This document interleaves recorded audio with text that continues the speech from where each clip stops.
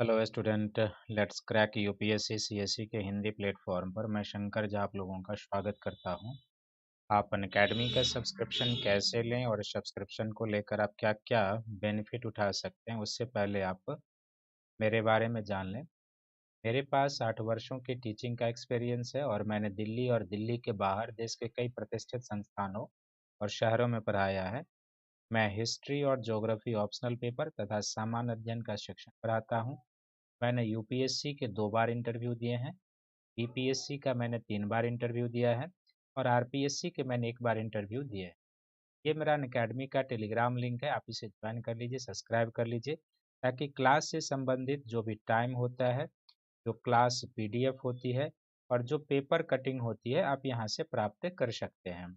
अब आप अनअकैडमी का सब्सक्रिप्शन लेना चाहते हैं तो इसके लिए सबसे पहले आपको अपने मोबाइल के प्ले स्टोर से जाके अनअकैडमी का एक लर्निंग ऐप डाउनलोड करना होगा।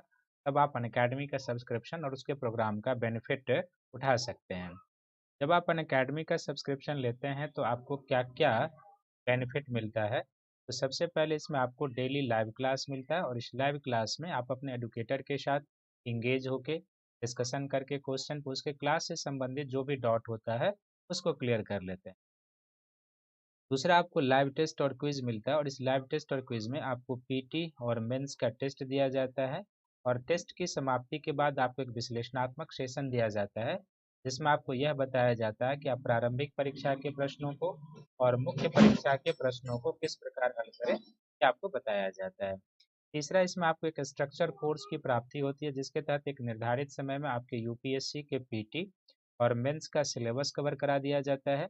और चौथा, आप अनलिमिटेड एक्सेस को प्राप्त करते हैं, अर्थात आप भीड़ का हिस्सा नहीं बनते, देश के सबसे लार्जेस्ट ऑनलाइन एजुकेशन प्लेटफॉर्म से जुड़ जाते हैं, देश के टॉप एडुकेटर से मार्गदर्शन लेते हैं और अनअकैडमी के द्वारा चलाए गए मोर देन 15,000 से भी अधिक प्रकार के कोर्सेज जो यूपीएससी के पीटी, मेंस और इंटरव्यू गाइडलाइन प्रोग्राम से संबंधित है, आप उसका बेनिफिट उठाते हैं। अर्थात अनअकैडमी के एक सब्सक्रिप्शन से आप मल्टी बेनिफिट को प्राप्त करते हैं।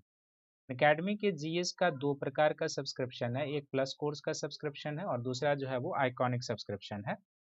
तो प्लस कोर्स के 12 मंथ का सब्सक्रिप्शन ये 49,500 का है और यहाँ पर यदि आप मेरा रेफरल कोड शंकर वाईटी प्रयोग करेंगे तो आप 10% डिस्काउंट को प्राप्त करेंगे। तो 12 मंथ के प्लस कोर्स का सब्सक्रिप्शन आपको 44,550 में प्राप्त हो जाएगा और यदि आप 24 मंथ के प्लस कोर्स का सब्सक्रिप्शन लेना चाहते हैं तो यह 72,000 का है और यहाँ पर भी यदि आप मेरा रेफरल कोड शंकर वाईटी प्रयोग करेंगे तो आप 10% डिस्काउंट को प्राप्त करेंगे। तो 24 मंथ का जो प्लस कोर्स का सब्सक्रिप्शन है आपको 64,800 में प्राप्त हो जाएगा। इसका जो दूसरा सब्सक्रिप्शन है वो आइकॉनिक सब्सक्रिप्शन है। तो आइकॉनिक सब्सक्रिप्शन के 12 मंथ का जो सब्सक्रिप्शन है यह 69,500 का है और यहाँ पर भी यदि आप मेरा रेफरल कोड शंकर वाईटी का प्रयोग करेंगे तो आप 10% डिस्काउंट पाएंगे। तो 12 मंथ के प्लस कोर्स आइकॉनिक सब्सक्रिप्शन आपको 62,550 में प्राप्त हो जाएगा और यदि आप 24 मंथ का आइकॉनिक सब्सक्रिप्शन लेना चाहते हैं तो यह 1,07,000 का है और यहाँ पर भी यदि आप मेरा रेफरल कोड शंकर वाईटी प्रयोग करेंगे तो 10% डिस्काउंट प्राप्त करेंगे। तो 24 मंथ का जो आइकॉनिक सब्सक्रिप्शन है आपको 96,300 में प्राप्त हो जाएगा। आइकॉनिक सब्सक्रिप्शन में आपको मिलता क्या क्या है, आपको डेली लाइव क्लास मिलता है, टेस्ट सीरीज मिलता है, अनलिमिटेड प्रैक्टिस मिलता है, स्ट्रक्चर शेड्यूल मिलता है। ये चारों चीज़ें आपको आइकॉनिक सब्सक्रिप्शन और प्लस कोर्स में भी मिलता है। आइकॉनिक सब्सक्रिप्शन में आपको एक्स्ट्रा क्या मिलता है, तो पर्सनल कोच मिलता है, daily mains question answer writing, study planner और पर्सनल फीडबैक के आधार पर आपकी तैयारी कराई जाती है। और इसमें जो पर्सनल कोच और daily mains question answer writing है ये आपके लिए सर्वाधिक उपयोगी है, क्योंकि जब आप यूपीएससी जैसे देश के सबसे टफ कंपटीशन प्रतिष्ठित सेवा की तैयारी करते हैं तो फिर आपको एक प्रॉपर मार्गदर्शक मिलना चाहिए, मेंटोर मिलना चाहिए, जो आपको सही गलत क्या है ये बताए, आपके लिखे हुए कंटेंट को चेक करके बताएं। तीसरा कि क्या आपके कमजोर पक्ष हैं, क्या मजबूत पक्ष हैं, इन तमाम चीज़ों पर आपको बताए और आपके साथ आपके ऊपर काम करे। ऐसे मेंटोरशिप आपको ज़रूरत पड़ती है और ऐसा मेंटोरशिप आपको आइकॉनिक सब्सक्रिप्शन में मिलता है, तो आप आइकॉनिक सब्सक्रिप्शन ही लें। और फिर आप पीएस के साथ साथ ऑप्शनल पेपर का भी अलग से सब्सक्रिप्शन ले सकते हैं। तो ऑप्शनल पेपर के 12 मंथ का जो सब्सक्रिप्शन है यह 27,500 का है और यहाँ पर यदि आप मेरा रेफरल कोड शंकर वाईटी प्रयोग करेंगे तो यहाँ भी 10% डिस्काउंट प्राप्त करेंगे। तो 12 मंथ का जो आइकॉनिक जीएस का प्लस कोर ऑप्शनल पेपर का सब्सक्रिप्शन है, ये आपको 24,750 में प्राप्त हो जाएगा। और अनअकैडमी के द्वारा जो अगला इस मंथ का कॉम्बाट है वो किया जाएगा 31 जनवरी को, इस महीने के लास्ट तारीख को। और इसका समय जो होगा ये 11 AM में होगा।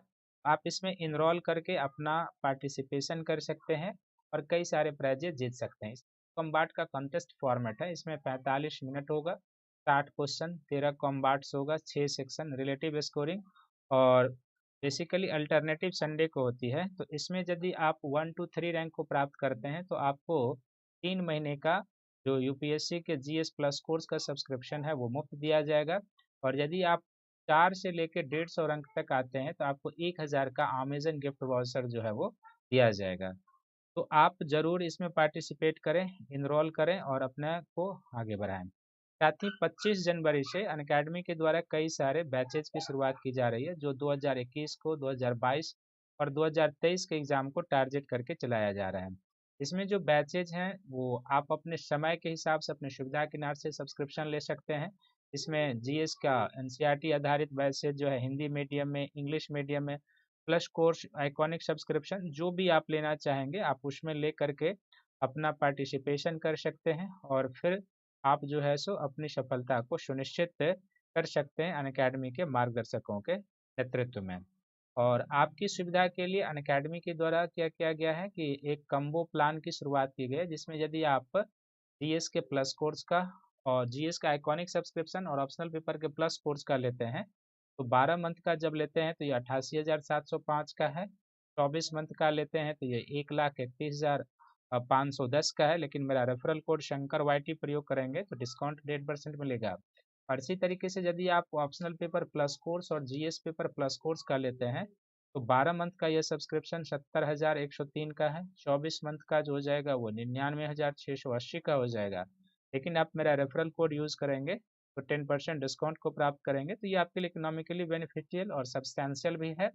और 25 जनवरी से पहले अनअकैडमी के आइकॉनिक सब्सक्रिप्शन का प्राइस जो है वो बढ़ने वाला है। तो आप या आपके मित्रों में से यदि कोई भी अनअकैडमी का आइकॉनिक सब्सक्रिप्शन लेना चाहता है तो यथाशीघ्र ले लें।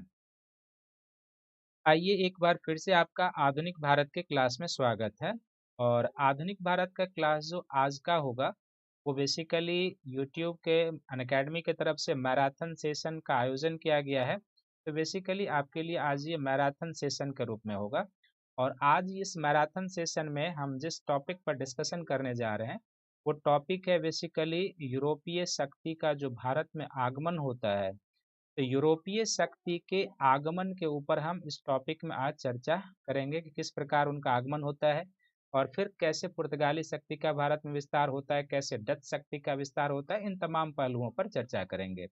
लेकिन तब आपके मन में एक आ रहा होगा जो प्रश्न, वो डॉट अभी क्लियर हो जाए कि जो उत्तरवर्ती मुगल शासक काल है वो आधा ही हुआ है। तो जो उत्तरवर्ती मुगल शासक काल है वो कंटिन्यू आपका चलता रहेगा। जैसे ही आज ये मैराथन सेशन है तो कल जो आपका उत्तरवर्ती मुगल शासक का शेष बचा हुआ पार्ट है, यानी कि 23 जनवरी को फिर वहीं से आप कंटिन्यू हो जाएंगे। 23 जनवरी को आपका ये आ जाएगा, जो रेस्ट इसका बचा हुआ पार्ट है वो आ जाएगा। तो आपके जो सिलेबस हैं वो कंटिन्यू चलते रहेंगे।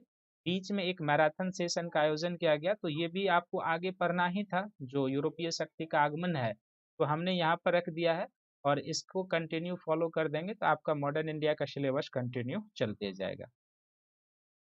तो आइए इस टॉपिक में हम लोग क्या क्या जानेंगे। तो सबसे पहले इस टॉपिक में यूरोपीय शक्तियों के आगमन की पृष्ठभूमि क्या आती है, किस पृष्ठभूमि में आगमन होता है वो, भारत में पुर्तगाली शक्ति का आगमन और विस्तार कैसे होता है, भारत में डच कंपनी का आगमन और विस्तार कैसे, फिर भारत में फ्रांसीसी ईस्ट इंडिया कंपनी का आगमन और विस्तार, फिर भारत में अंग्रेजी ईस्ट इंडिया कंपनी का आगमन और विस्तार, और यूरोपीय और भारतीय संस्कृति के मध्य क्या अंतर था, इस पर चर्चा करेंगे। क्योंकि यही अंतर यूरोपियों के विजय के कारण बनेंगे और भारतीय शासकों के पराजय के कारण बनेंगे। तो ये अंतर जो है वो जानना काफ़ी ज़रूरी है। और ये जो डिस्कशन का टॉपिक होगा ये बेसिकली पीटी और मेंस दोनों के दृष्टिकोण से होगा। पीटी के भी सभी मटेरियल कवर कर लिए जाएंगे और मेंस के भी सभी मटेरियल कवर कर लिए जाएंगे।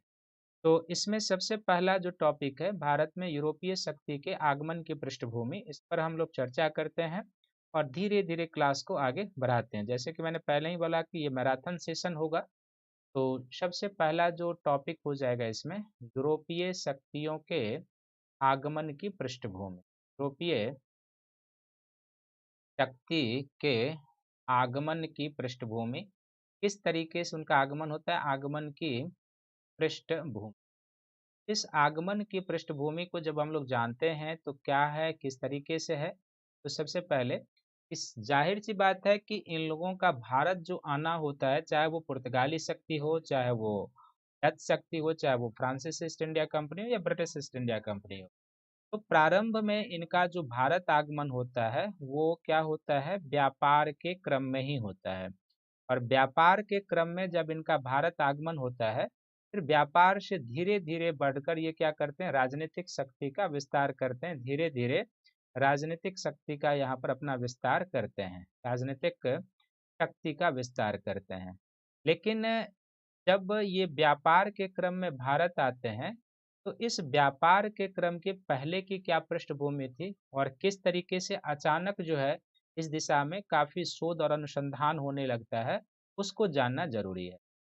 तो पुर्तगाली शक्ति के आगमन से पहले, यानी कि पुर्तगालियों के आगमन से पहले एशिया और यूरोप के बीच किस तरीके का व्यापार था, कहाँ से होता था, ये जानना जरूरी है। पहले यानी कि यूरोपियों के आगमन से पहले एशिया और यूरोपीय देशों के बीच, यूरोपीय देशों के बीच व्यापार कैसे चलता था, किस तरीके के व्यापार चलता था, व्यापार कैसे चलता था और फिर किस मार्ग से होकर चलता था, किस मार्ग से होकर चलता था, ये हमें ध्यान से देखने की जरूरत है। तो सबसे पहले देखिए कि जो यूरोप का ये एरिया है, तो इस यूरोपीय देशों में क्या है कि भारतीय और खासकर जो एशियाई उत्पाद है, इस एशियाई उत्पादों की यहाँ पर क्या थी कि मांग काफी अधिक थी। मांग इन देशों में काफी अधिक थी। क्या क्या उत्पादों की मांग थी, ये आगे बताएंगे। लेकिन तो ये जो होता था, यानी कि जो 1498 में वास्को डिगामा का जो भारत आगमन होता है, इससे पहले जो भारतीय या जो इंडोनेशिया का जो मसाला होता था, जो भी होता था, तो भारतीय उत्पाद जो होते थे, बेसिकली क्या होता था कि स्थलीय मार्ग से तुर्की का जो अनातोलिया का भाग है, इस स्थलीय मार्ग से होते हुए ये यूरोप को पहुंचता था, यहाँ पर यूरोप को आता था। और जब ये यहाँ पर आता था तो फिर यहाँ से जो भूमध्य सागर का ये पूरा एरिया हो जाएगा, इस भूमध्य सागर के एरिया से होते हुए यहाँ से इटली के व्यापारियों के माध्यम से होते हुए ये पहुंचता था सामान यूरोपीय कंट्री की ओर। तो ये जो भूमध्य सागरीय व्यापार होता था बेसिकली, तो इस भूमध्य सागरीय व्यापार पर क्या था, इटली के जो फ्लोरेंस नगर के व्यापारी थे, इटली के फ्लोरेंस नगर के व्यापारी, दूसरा जो जनेवा नगर के व्यापारी थे, जो मिलान नगर के व्यापारी थे, तो इन नगरों के जो व्यापारी थे, इनका जो था इस भूमध्य सागर के व्यापार पर एकाधिकार था। और जो भारतीय उत्पाद थे और जो एशियाई उत्पाद थे, जो भी जाता था पश्चिम यूरोप को, चाहे वो स्पेन को जाए, चाहे वो पुर्तगाल को जाए या ब्रिटेन या अन्य देशों को, खासकर स्पेन और पुर्तगाल को, तो ये क्या होता था कि जिनेवा और फ्लोरेंस के व्यापारियों के माध्यम से जाता था। तो इसके कारण क्या होता था कि पश्चिम यूरोप को सामान, खासकर जो पश्चिमी यूरोपीय देशों में सामान की जो डिमांड अधिक थी, इसके कारण क्या होता था कि ये सामान काफी लेट से पहुंचता था। पहला पॉइंट तो ये याद रखेंगे कि लेट से पहुंचता था। दूसरा क्या होता था कि लेट से पहुंचने के साथ साथ क्या होता था, ये सामान पश्चिम यूरोप के देशों तक पहुंचते पहुंचते महंगा भी हो जाता था। और तीसरा, इस भूमध्य सागरीय व्यापार पर क्या था कि ये जो इटली के शहर के व्यापारी थे, इटली के व्यापारी, ये अपना एकाधिकार जमाए रखे थे। इसमें ये किसी भी व्यापारी को शामिल नहीं होना देना चाहते थे। तो इसके कारण क्या था कि फिर ये जो था सो पश्चिमी यूरोप के देशों के लिए एक प्रकार की समस्या थी। लेकिन फिर भी यहाँ तक क्या होता था कि बिना पुर्तगाली के आने से पहले सामान महंगे ही सही, लेट से ही सही, लेकिन वहां पहुंच जाता था। तो पहला कंडीशन क्या था, यानी कि पुर्तगालियों के आने से पहले जो एशिया और यूरोपीय देशों के बीच व्यापार होता था, वो कहाँ से होता था, तो वो स्थलीय मार्ग से होता था। ठीक है। और ये जो स्थलीय मार्ग से होता था, तो ये स्थलीय मार्ग कहाँ से जाता था, तो तुर्की के क्षेत्र से होकर जाता था, जिसको हम लोग अनातोलिया का पठार कहते हैं। ये यहाँ से यूरोप से जुड़ जाता है। यहाँ पर एक डॉर्डेनल्स जल संधि है थोड़ा सा, उसको पार करने के बाद स्थलीय मार्ग से होते होते ये पश्चिमी यूरोप को पहुंच जाता था।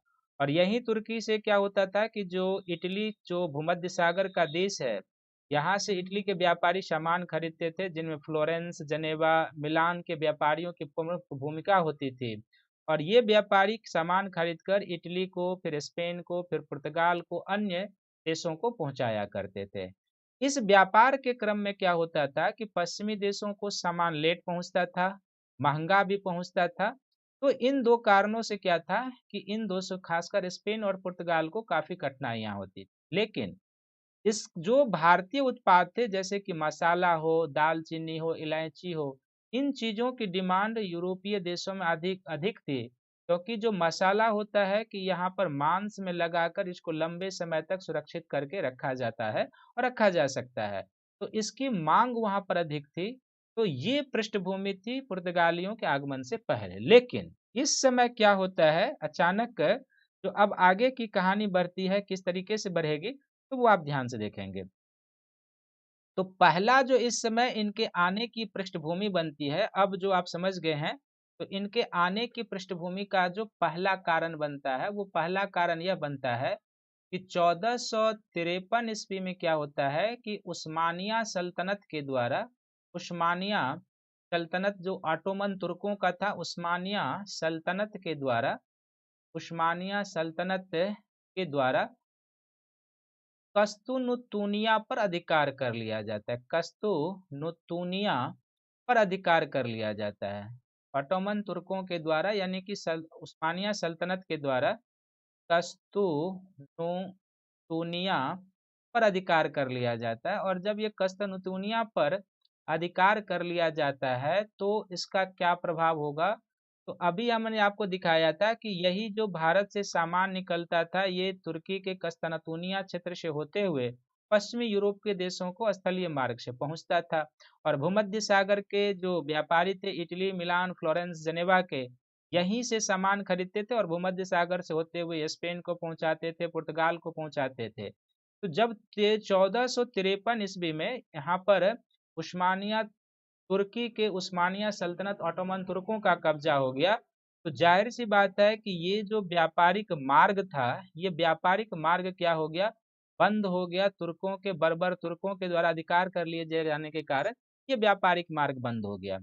तो उस कस्तूनिया पर अधिकार कर लिए जाने, करने के कारण क्या हो गया, करने के कारण जो पुराने व्यापारिक मार्ग थे, जो पुराने व्यापारिक मार्ग थे, वो क्या हुआ कि पुराने व्यापारिक मार्ग बंद पड़ गए। जो ऑटोमन तुर्कों के आने से क्या हो गया, बंद पड़ गए।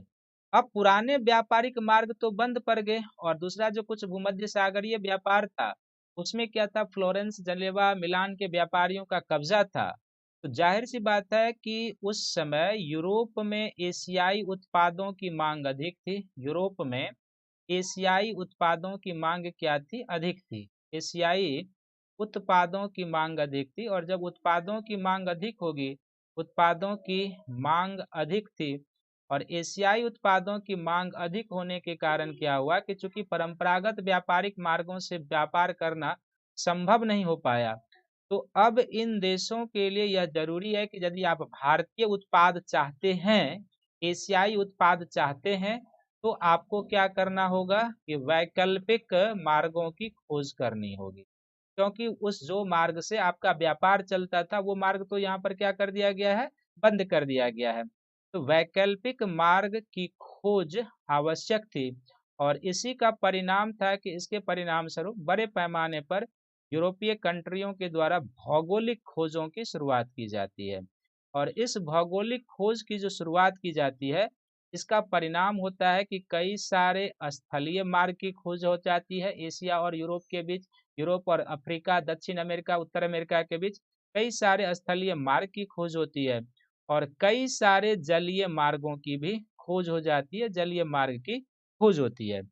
इसी जलीय मार्ग के खोज क्रम में क्या होता है कि एक, तो ये जलीय मार्ग की खोज होती है, लेकिन अब यहाँ से प्रश्न उत्पन्न होता है, जो तीसरा प्रश्न आपको जानना है, ये तो आप जान गए कि किस पहले के व्यापार की पृष्ठभूमि क्या थी, कि दूसरा उसमें आपने जाना कि क्या नवीन कंडीशन बन गया जिनके कारण इन लोगों को व्यापारिक मार्ग खोज करने की जरूरत पड़ी।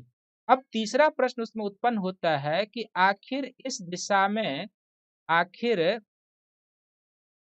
आखिर इस दिशा में स्पेन और पुर्तगाल ने ही क्यों कदम बढ़ाए? आखिर इस दिशा में स्पेन और पुर्तगाल ने ही पहले कदम क्यों बढ़ाया? स्पेन और पुर्तगाल ने ही पहले कदम क्यों उठाया? पहले कदम क्यों उठाया? ये एक क्यों ना ब्रिटेन आया, क्यों ना फ्रांस आया, या क्यों ना बेल्जियम आया, इस तरीके के देश पहले क्यों नहीं आए? क्यों ना स्पेन और पुर्तगाल इस दिशा में कदम बढ़ाया? तो इसका सीधा सा जवाब यही है कि यहाँ पर आप देख रहे हैं कि ये जो कंट्री है, यहाँ पर ये जो हो जाएगा ये पुर्तगाल हो जाएगा, और यहाँ पर ये जो कंट्री है ये कंट्री हो जाएगा स्पेन। तो जाहिर सी बात है कि स्पेन और पुर्तगाल में, या जो भी पश्चिमी यूरोप के देश थे, इनमें मसाला और अन्य भारतीय उत्पादों की मांग क्या थी? काफी अधिक थी। मसाला की जो नील था, जो शोरा था, अन्य तरीके की जो भी दालचीनी, इलायची, इस तरीके की वस्तुओं की मांग काफी अधिक थी। मसाला की, कुल मिलाकर मसाला की मांग थी।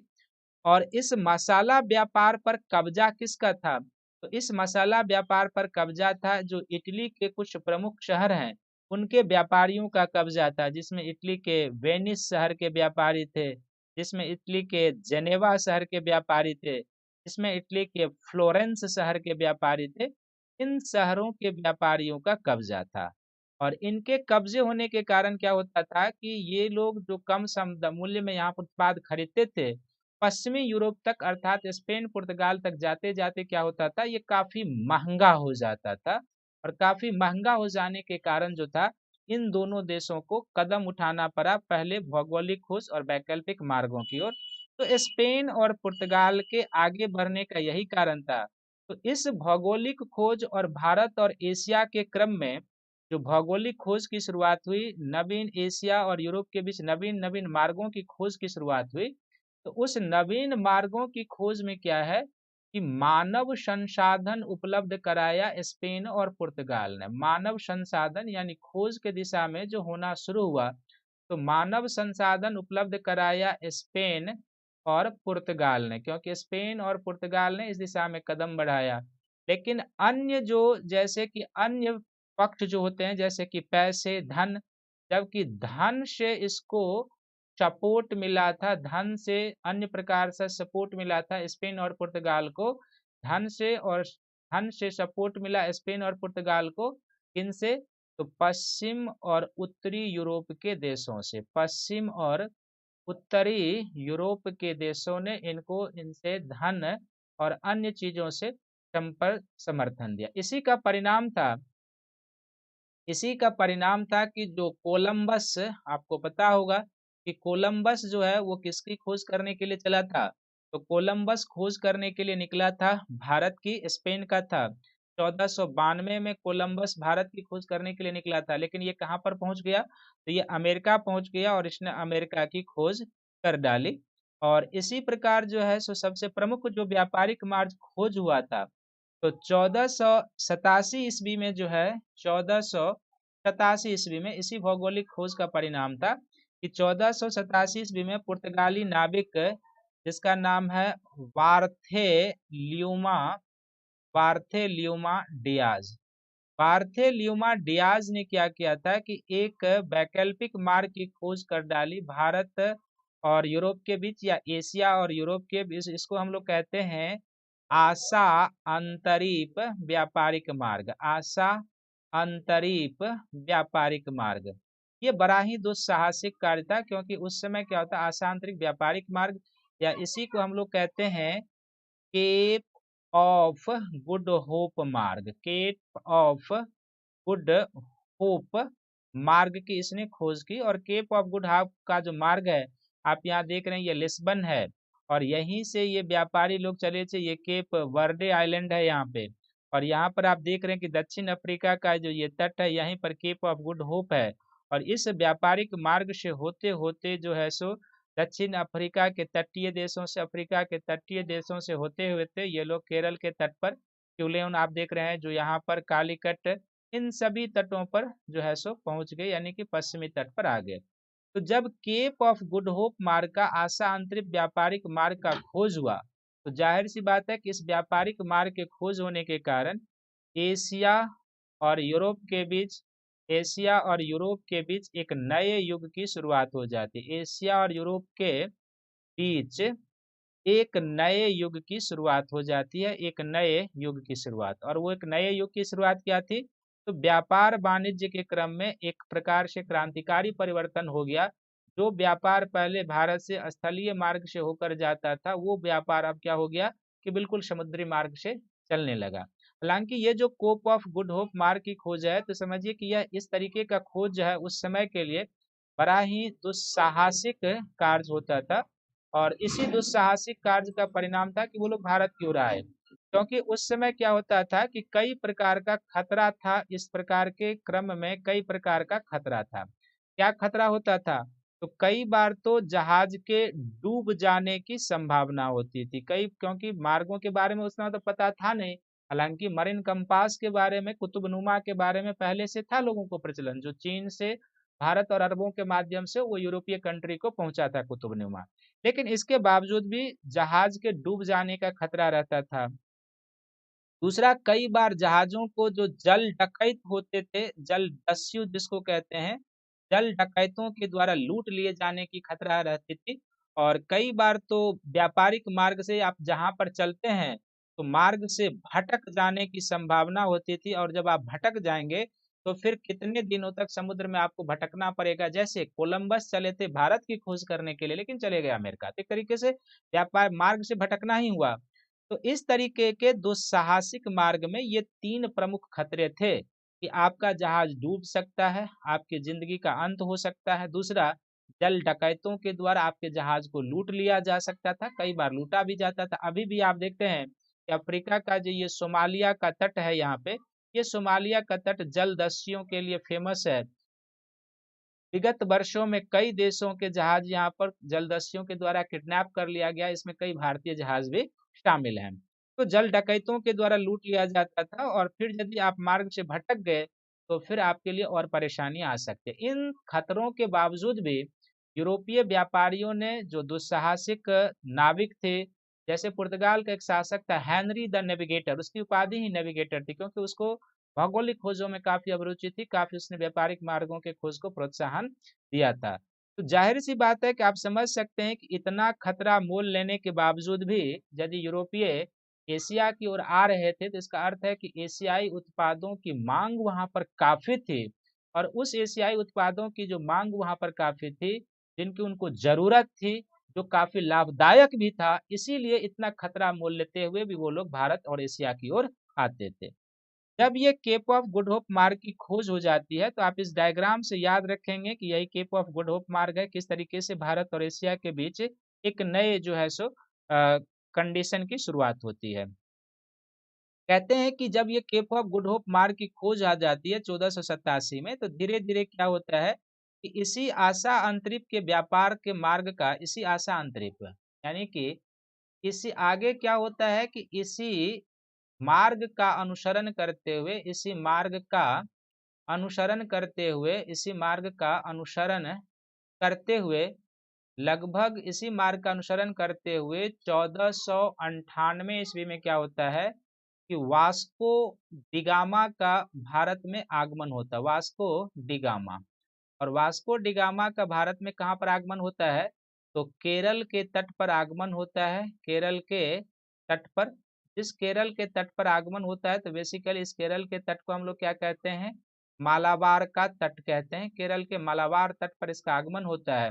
और मालाबार तट पर भी यदि एक जगह कहेंगे, तो मालाबार तट पर एक बंदरगाह, जिसको हम लोग कहते हैं कालीकट बंदरगाह, कालीकट पोर्ट पर जो है वास्को डिगामा का आगमन होता है।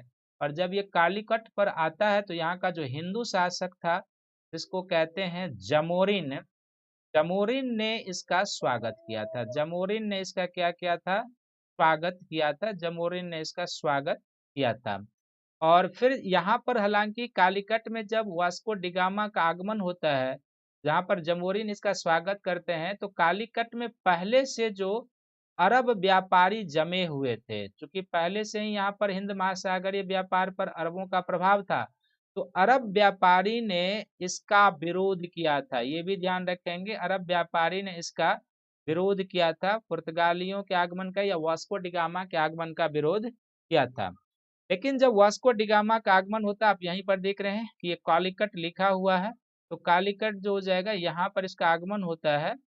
तो जाहिर सी बात है कि अब वास्को डिगामा क्या होता है कि 1498 में आता है, और जब यहाँ से वो वापस जाता है, तो वापस जाने के बाद क्या होता है कि जो वह सामान लेके जाता है, यहाँ पे वापस जाने के बाद जो यहाँ से सामान लेकर जाता है, तो उस सामान लेकर जो जाता है, तो यात्रा व्यय जो उसका होता है, यात्रा व्यय में खर्च किए गए राशि, यात्रा व्यय को काट कर, यानी यात्रा व्यय को हटाकर आने और जाने के सामान खरीदने के सभी के यात्रा व्यय को काटकर जो सामान ले गया था, इसमें वास्को डिगामा को 60 गुना मुनाफा प्राप्त हुआ था। 60 गुना मुनाफा प्राप्त हुआ था। आप अंदाज लगा सकते हैं, यदि आप कोई व्यापार करते हैं और उस व्यापार में आपके हर एक चीज को काट कर, कि आप जब गए सामान लेने के लिए वो सामान को काट कर, जब आप आए सामान लेने के लिए उस व्यय को काट कर,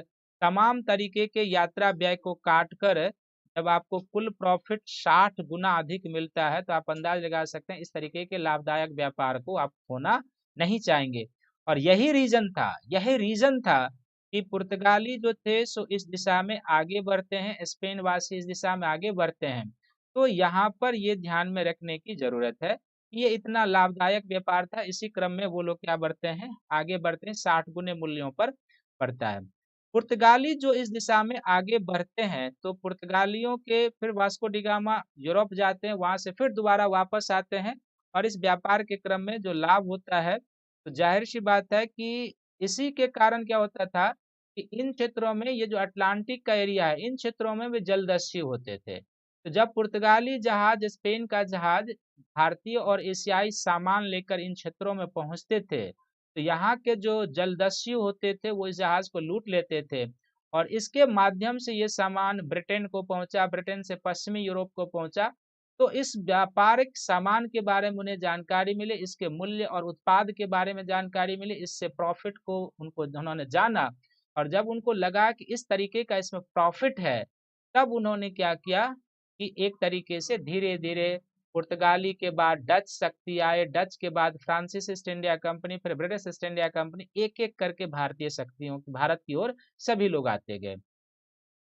और प्रारंभ में जो पुर्तगाल के द्वारा इस दिशा में कदम उठाया गया था, तो प्रारंभ में पुर्तगाल के द्वारा जो इस दिशा में कदम उठाया गया था, तो पुर्तगालियों का मूल रूप से दो उद्देश्य था। पुर्तगालियों का मूल रूप से क्या था, दो उद्देश्य, क्योंकि स्पेन का इस दिशा में भारत की तरफ तो कोई अभिरुचि था नहीं, स्पेन चला गया दक्षिण अमेरिकी देशों की ओर।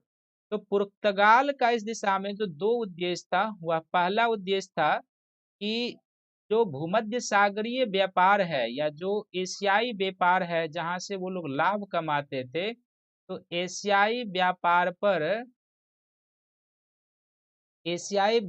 पर से जो वेनिस के लोगों का एक अधिकार था, वेनिस के लोगों का अधिकार था, जेनेवा के लोगों का अधिकार था, फ्लोरेंस के लोगों का अधिकार था। तो वेनिस, जेनेवा और फ्लोरेंस जो इटली के व्यापारिक नगर थे, फ्लोरेंस के व्यापारिक एकाधिकार को समाप्त करना था, व्यापारिक एकाधिकार को समाप्त करना था, क्योंकि इन्हीं के व्यापारिक एकाधिकार को समाप्त करना था, क्योंकि इन्हीं के व्यापारिक एकाधिकार के कारण क्या था कि इनको सामान काफी महंगा, काफी लेट मिलता था।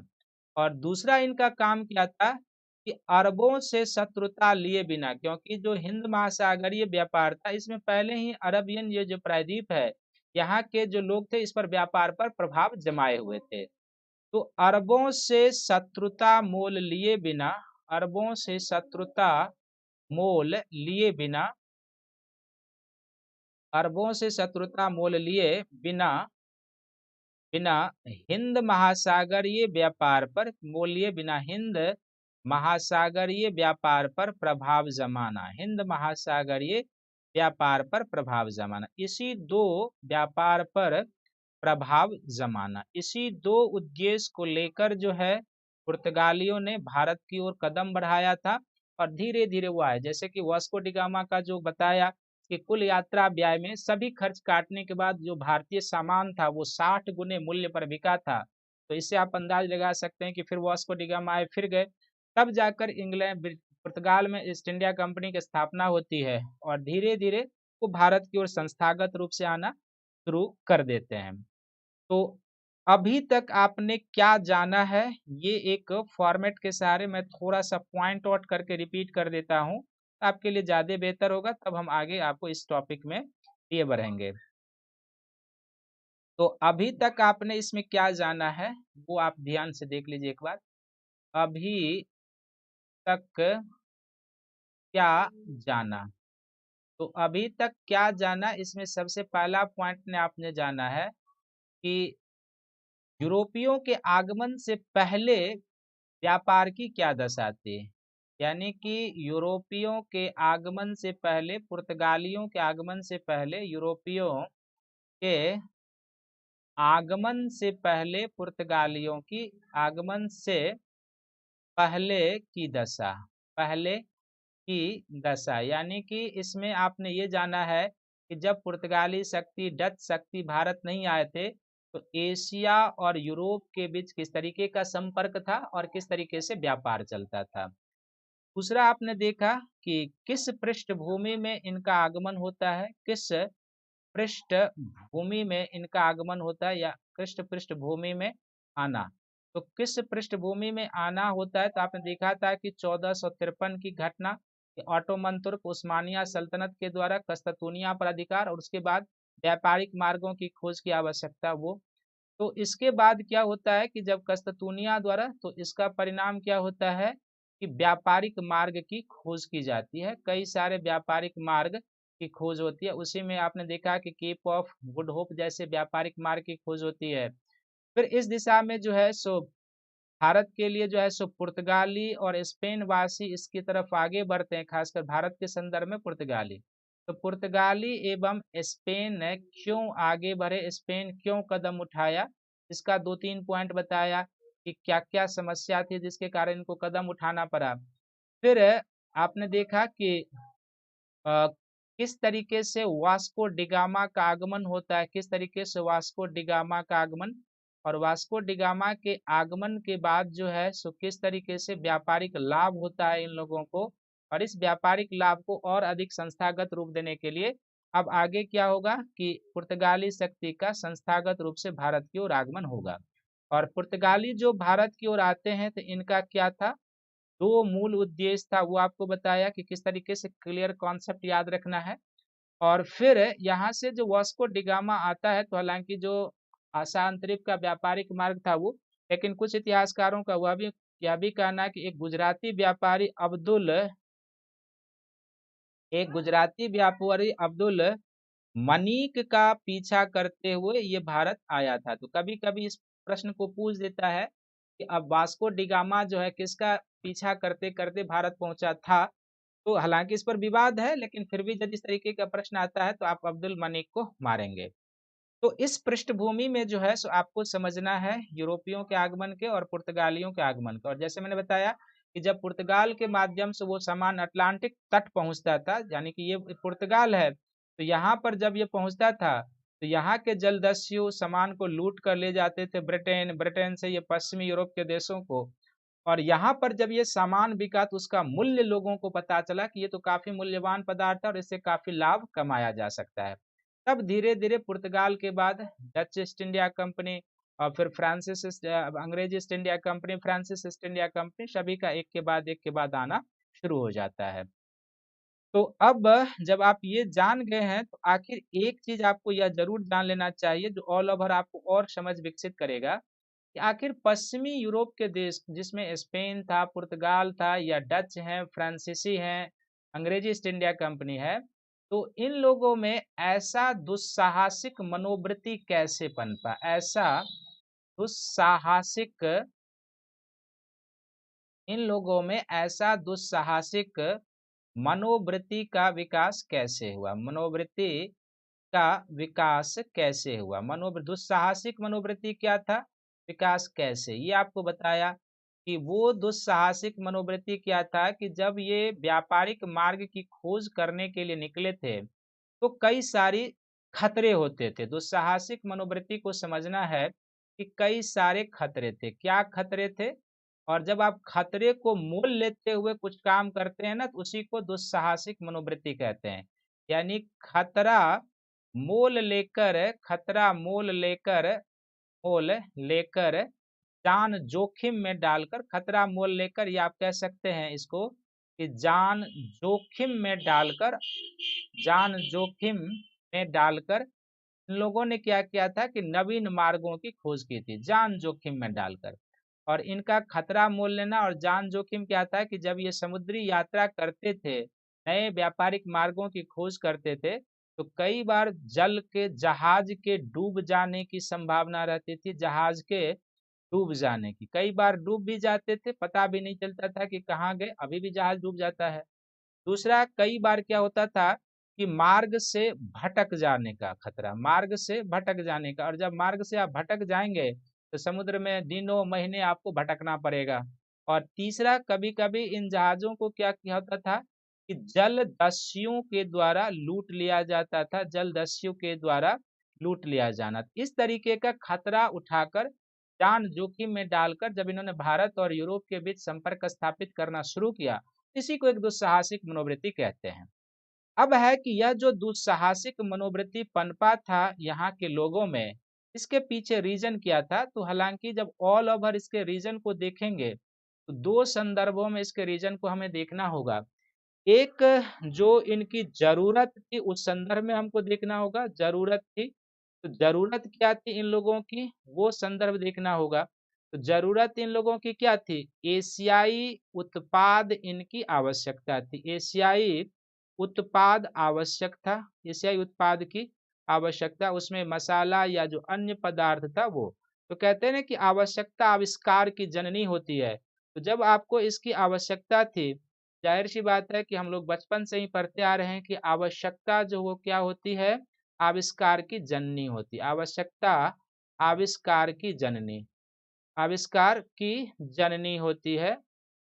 तो जाहिर सी बात है कि एक था कि जरूरी था, और दूसरी जरूरत क्या थी कि इससे ये लोग लाभ भी कमाना चाहते थे, लाभ कमाना भी इनके पीछे उद्देश्य था, क्योंकि वास्को डिगामा ने दिखा दिया था कि 60 गुना लाभ कमाया जा सकता है। और स्पेन और पुर्तगाल को क्या होता था कि फ्लोरेंस और जनेवा वासियों के माध्यम से सामान विलंब से पहुंचता था, सामान लेट से पहुंचता था, और न केवल लेट से पहुंचता था बल्कि ये सामान इनको क्या होता था, महंगा भी पहुंचता था, महंगा भी। तो ये चार चीजें तो इनकी जरूरत थी जिसने इनको दुस्साहसिक मनोवृत्ति विकसित की। लेकिन अन्य जो पक्ष जो इनमें दुस्साहसिक मनोवृत्ति को विकास किया था, वो यूरोप में होने वाली एक सारी कई घटनाएं थी, यूरोपीय घटनाएं थी जो एक साथ और इसके बाद भी और इससे पहले भी घटनाएं घटी थी। तो अभी हम यहाँ पर जिन जिन घटनाओं का जिक्र करने जा रहे हैं वो एक साथ नहीं घटा हुआ था, कालक्रम में घटा हुआ था। कुछ पहले घट चुका था, कुछ पैरेलल रूप से घटित हो रहा था, क्योंकि आप देखते हैं कि 1502 में पुर्तगाल ईस्ट इंडिया कंपनी यानी 16वीं शताब्दी की घटना है। तो कुछ घटनाएं इससे पहले हो चुकी थी, कुछ घटनाएं पैरेलल रूप से चल रही थी। इन्हीं सारी घटनाओं का परिणाम था कि यूरोप आधुनिकता के दहलीज पर आ चुका था, और उस आधुनिकता के दहलीज ने इनमें एक दुस्साहसिक मनोवृत्ति का विकास कर दिया था। और फिर जो भारत से उनकी एशियाई उत्पाद की जरूरत थी, उसने भी उनमें दुस्साहसिक मनोवृत्ति का विकास किया था। तो ये कौन कौन सी घटनाएं थी जो इनमें दुस्साहसिक मनोवृत्ति का विकास किया था? तो सबसे पहला पॉइंट यह था कि यूरोप में लगभग इस समय तक आते आते सामंतवाद का पतन हो चुका था, सामंतवाद का पतन हो चुका था। तो सामंतवाद में क्या था ना, एक तरीके से जब तक यूरोप में सामंतवाद का दौर था, एक तरीके से वो डार्क एज के रूप में था। हालांकि डार्क एज कहने का ये नहीं है कि पूरी तरीके से सब कुछ बंद था, अंधकारमय जीवन था, उसमें भी कुछ न कुछ विकास की प्रवृत्ति होती है, जो दिखाई देती है यूरोप में, लेकिन कुल मिला के यूरोप एक क्लोज़्ड स्थिति के रूप में था, बंद जीवन के रूप में था। सामंतवाद का पतन हो चुका था और जब सामंतवाद का पतन हुआ था, तो धीरे-धीरे कृषि का प्रचलन होना शुरू हो चुका था, व्यापार-वाणिज्य का प्रचलन होना शुरू हो चुका था। तो सामंतवाद के पतन से आर्थिक मोर्चे पर काफ़ी लाभ हुआ था। राजा भी मजबूत हुए थे, व्यापारियों को भी मजबूती मिली थी। दूसरा, इस सामंतवाद के पतन से क्या हुआ था कि यूरोप में धीरे-धीरे आकर एक क्रांति का सूत्रपात हुआ, जिसको वणिकवाद की विचारधारा कहते हैं। ये जो वणिकवाद की विचारधारा थी, ये एक प्रकार से राज्य के नियंत्रण में व्यापार को बढ़ावा देने की विचारधारा थी। क्योंकि जब व्यापार बढ़ता है ना, तो व्यापारियों को लाभ होता है, तो उससे शासक को भी लाभ होगा, क्योंकि शासक को टैक्स सबकी प्राप्ति होती है, उससे उसका राज्य प्रणाली मजबूत होगा, सैन्य प्रणाली मजबूत होगा। तो राज्य के नियंत्रण में जो राज्य नियंत्रित प्रेरित व्यापार जो होता था यूरोप में, वो वणिकवाद की विचारधारा थी। तो वणिकवाद के कारण भी यूरोप धीरे-धीरे आधुनिकता के दहलीज पर आ रहा था। सामंतवाद के पतन के कारण यूरोप आधुनिकता के दहलीज पर आ रहा था। इसके बाद क्या था कि यूरोप के लोगों को जो धर्म युद्ध में इन्होंने भाग लिया था, तो धर्म युद्ध के कारण जो है इनके मानसिकता का विकास हुआ था, क्योंकि जो जेरूशलम जो कई धर्मों का जन्म स्थल है, उस जब धर्म स्थल को लेकर युद्ध हुआ था, तो ये लोग पश्चिम के जो लोग थे वो पूर्वी व्यापार से पूर्वी ज्ञान से संपर्क में आए। और जब पूर्वी ज्ञान से संपर्क में आए जो लोग पहले से ही ज्ञान के प्रकाश से आलोकित थे, तो इन लोगों का जो क्षितिज है, जो मानसिकता है, वो काफी बदलना शुरू हुआ। तो धर्म युद्ध का प्रभाव था इनके ऊपर। धर्म युद्ध के साथ-साथ जो यूरोप में इसके बाद एक पुनर्जागरण की घटना होती है। इस पुनर्जागरण की घटना ने क्या किया था कि सोए हुए यूरोप को पुनर्जागरण की घटना इसने सोए हुए यूरोप को फिर से जगा दिया था। हालाँकि पुनर्जागरण का अर्थ सोना नहीं होता और ना ही फिर से उठना होता है, बल्कि एक नवीन प्रवृत्ति, एक नवीन मानसिकता का विकास होना शुरू हुआ था, जिसमें आधुनिकता का फूट था। ये एक ऐसी मानसिकता थी जिसमें राजनीतिक जीवन में नई चेतना का सूत्रपात हुआ था, सामाजिक जीवन में नई चेतना का सूत्रपात हुआ था, आर्थिक जीवन में नई चेतना का सूत्रपात हुआ था और संस्कृति के जीवन में नई चेतना का सूत्रपात हुआ था। तो पुनर्जागरण ने इनके जो विचार थे, जो अंधविश्वास थे, उसको धूमिल कर दिया था, कमजोर कर दिया था कि समुद्र यात्रा नहीं करना, ये नहीं करना, जो पहले की मानसिकता थी, उस सबको धूमिल कर दिया था।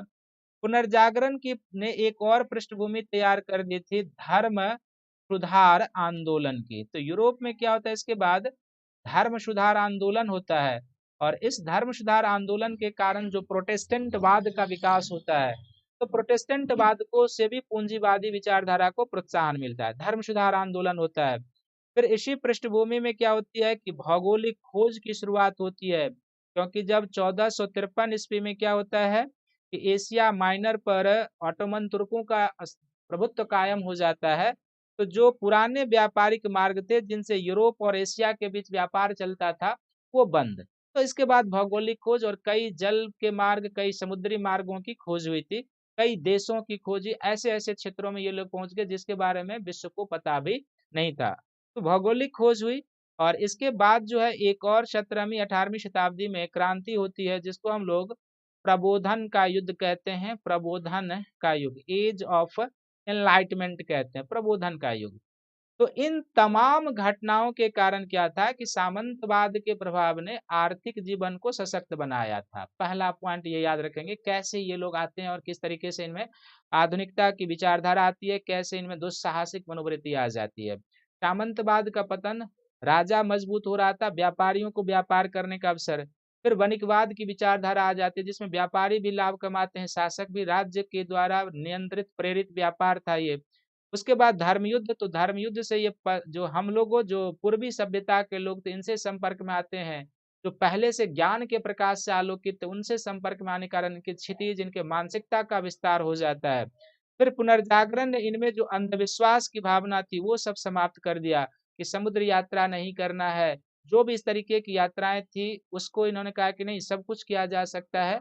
तो पुनर्जागरण ने इनमें क्या किया कि बड़े पैमाने पर एक तरीके से दुस्साहसिक मनोवृत्ति को विकास कर दिया। धर्म सुधार आंदोलन से जो कैथोलिक धर्म था उसमें भी फिर बाद में प्रति सुधार आंदोलन के रूप में सुधार होता है, प्रोटेस्टेंटवाद का उदय होता है। तो यूरोप जो धर्म सुधार आंदोलन से पहले क्रिसेंडम कहा जाता था। क्रिसेंडम का अर्थ होता है, इसको 3 शब्दों में समझेंगे। धर्म सुधार आंदोलन से पहले यूरोप को क्रिसेंडम कहा जाता था। इसका अर्थ होता है कि यूरोप का पूरा राजनीतिक, सामाजिक, धार्मिक, सांस्कृतिक जीवन जो था, वो क्या था? धर्म से प्रेरित था। धर्म से प्रेरित था। दूसरा, धर्म केंद्रित था, यानी कि हम ही लोग के जैसे थे। धर्म प्रेरित, धर्म केंद्रित और धर्म नियंत्रित था। तीनों शब्द को ध्यान में रखेंगे। धर्म प्रेरित, धर्म नियंत्रित और धर्म केंद्रित होने के कारण क्या था कि धर्म सुधार आंदोलन से पहले यूरोप को क्रिसेंडम अर्थात ईसा का राज्य कहा जाता था। तो धर्म सुधार आंदोलन के कारण बहुत सारी विकृतियों का समाप्ति हुआ। प्रोटेस्टेंटवाद को कहते हैं कि कालांतर में इसने पूंजीवाद के विकास का मार्ग प्रशस्त कर दिया था प्रोटेस्टेंटवाद ने, क्योंकि इसने धन संचय पर बल दे दिया था और भौगोलिक खोज हुआ। उसके कारण कई सारे जलीय और थलीय मार्ग की खोजें, इन सब के कारण धीरे धीरे प्रबोधन का युग आ जाता है जिसमें विज्ञान के काफी खोज होते हैं। तो इन तमाम चीजों के कारण क्या हुआ था, जो कुछ घटनाएं पैरेलल रूप से अभी जब पुर्तगाली आएंगे तब चल रहा था, कुछ पहले जैसे सामंतवाद का जो पतन हो चुका था, जैसे इस समय धर्म सुधार आंदोलन चल रहे थे, एक तरीके से पुनर्जागरण जो 13वीं से 15वीं शताब्दी की घटना है वो चल रहा था। तो कुछ पहले हो चुका था, कुछ हो रहा था और कुछ को होना था, जैसे एज ऑफ एनलाइटमेंट 17वीं 18वीं शताब्दी की घटना है। तो इन तमाम घटनाओं से क्या हुआ था कि यूरोप जो था ना, बिल्कुल आधुनिकता के दहलीज पर आ चुका था। यूरोप बिल्कुल कहाँ आ चुका था? आधुनिकता के दहलीज पर आ चुके थे। और आधुनिकता के दहलीज पर आ चुके थे, उनमें इसने एक दुस्साहसिक मनोवृत्ति को विकसित कर दिया था और भारत से जो इनकी जरूरत थी, इन दोनों ने मिलकर एक इसमें दुस्साहसिक मनोवृत्ति का विकास कर दिया था। कैसे दुस्साहसिक मनोवृत्ति? तो खतरा मोल लेकर जान जोखिम में डालकर समुद्र की यात्रा करना, और फिर भारत और यूरोप के बीच संपर्क की शुरुआत होती और एक नए युग की शुरुआत हो जाती है भारत और यूरोप के बीच, जो आगे चलकर भारत को उपनिवेश में बदलने वाला था। अब आप यहाँ पर एक चीज और देख लीजिए कि जब आपने यूरोप के इस चीजों को देख लिया है कि ये लोग किस तरीके से आधुनिकता के दहलीज पर आ चुके थे, ठीक इसके विपरीत अभी यदि आप भारत की स्थिति को देखेंगे, तो भारत जो था ना, बिल्कुल जो है सो एक तरीके से संस्कृति और सभ्यता के दौर में किसी न किसी रूप में पिछड़ा हुआ अवश्य था। यहाँ पर विज्ञान के क्षेत्र में कोई प्रगति नहीं हो पाई थी। पिछले 200 वर्षों से विज्ञान और प्रौद्योगिकी के क्षेत्र में कोई प्रगति नहीं। राजनीतिक जीवन में पूरे उत्तर भारत से लेकर दक्षिण भारत में यहाँ पर क्या था? विकेंद्रीकृत राज्य प्रणाली थी। जो भी शासक राजा थे सभी आपस में लड़ा करते थे। भारत में इस तरीके का कोई अभी पुनर्जागरण की घटना नहीं हो पाई, ना धर्म सुधार जैसे आंदोलन, ना भौगोलिक खोज हो पाया। तो निसंदेह जो था सो इस समय भारत सभ्यता और संस्कृति में विज्ञान और प्रौद्योगिकी के क्षेत्र में जरूर यूरोपीय देशों से पिछड़ा हुआ था। और यही जो दोनों सभ्यता और संस्कृतियों के बीच का अंतर था, जो एक कई घटनाओं से घटित होकर आधुनिकता के दहलीज पर आ चुका था, और एक अभी भी जाति प्रथा, कई प्रकार के सामाजिक बंधनों में बंधा हुआ है, धार्मिक बंधनों से जकड़ा हुआ है और राजनीतिक विकेंद्रीकरण के दौर से गुजर रहा है। सभी लोग आपस में लड़ रहे हैं, कट रहे हैं, मर रहे हैं। विज्ञान और प्रौद्योगिकी के क्षेत्र में पिछले 200 वर्षों से कोई प्रगति नहीं हुई हो, तो जाहिर सी बात है कि जब आपके यहाँ एक सभ्यता आधुनिक चीजों से लैस होकर आएगी और आप अभी भी पुरानी दुनिया में हैं, तो इन दोनों दुनिया के बीच, यानी कि जो पश्चिमी दुनिया और पूर्वी दुनिया यानी हम लोग जो थे, इन दोनों के बीच जो ये संस्कृतियों का अंतर था, जो इनके सोच का अंतर था, इसी ने एक तरीके से कहेंगे कि यूरोप के कंट्री की सफलता को सुनिश्चित कर दिया था और भारतीय शासकों की पराजय भी एक तरीके से तय थी, क्योंकि जब इस तरीके से रहेंगे तो हो जाएगा। तो ये एक कॉन्सेप्चुअल पक्ष था इस सेक्शन का, यूरोपियों के आगमन का, जिसको आपने जान लिया है। तो जो मैंने शुरुआत में बताया था कि सेक्शन में आपको क्या-क्या जानना है और किस तरीके से चीज़ों को जानना है, तो वो आप यहाँ पर देख लीजिए एक बार, फिर हम आगे आपको बढ़ाएँगे। तो सबसे पहले आपने देखा था कि जो यूरोपीय शक्ति के आगमन की पृष्ठभूमि क्या थी, ये आप जान गए थे। पुर्तगाली के आगमन और विस्तार पर अभी हम लोग चर्चा करेंगे, और जो सबसे लास्ट में था कि यूरोपीय और भारतीय संस्कृति के मध्य क्या अंतर था, जो अभी हमने चर्चा किया वो आपने देख लिया है। और यही अंतर जो था दोनों संस्कृतियों के बीच का, वो एक महत्वपूर्ण गैप था जिसने यूरोपियों की विजय सुनिश्चित कर दी थी और भारतीयों की पराजय एक तरीके से हो रही थी। तो अब आप चलिए इसमें कि भारत में जो पुर्तगाली शक्ति का आगमन हुआ था, जो उनका विस्तार हो रहा था इस तरीके से, उस पर हम लोग चलते हैं धीरे धीरे और आगे बढ़ाते हैं टॉपिक को। तो किस तरीके से इनका विस्तार होता है, किस तरीके से आगमन होता है, किस तरीके से चीजें आगे बढ़ती है, वो हम आपको लिए चलते हैं। तो धीरे धीरे आप देखें यहाँ पर। तो भारत में जो पुर्तगाली शक्ति का आगमन होता है वो कैसे होता है और किस तरीके से होता है वो। तो सबसे पहले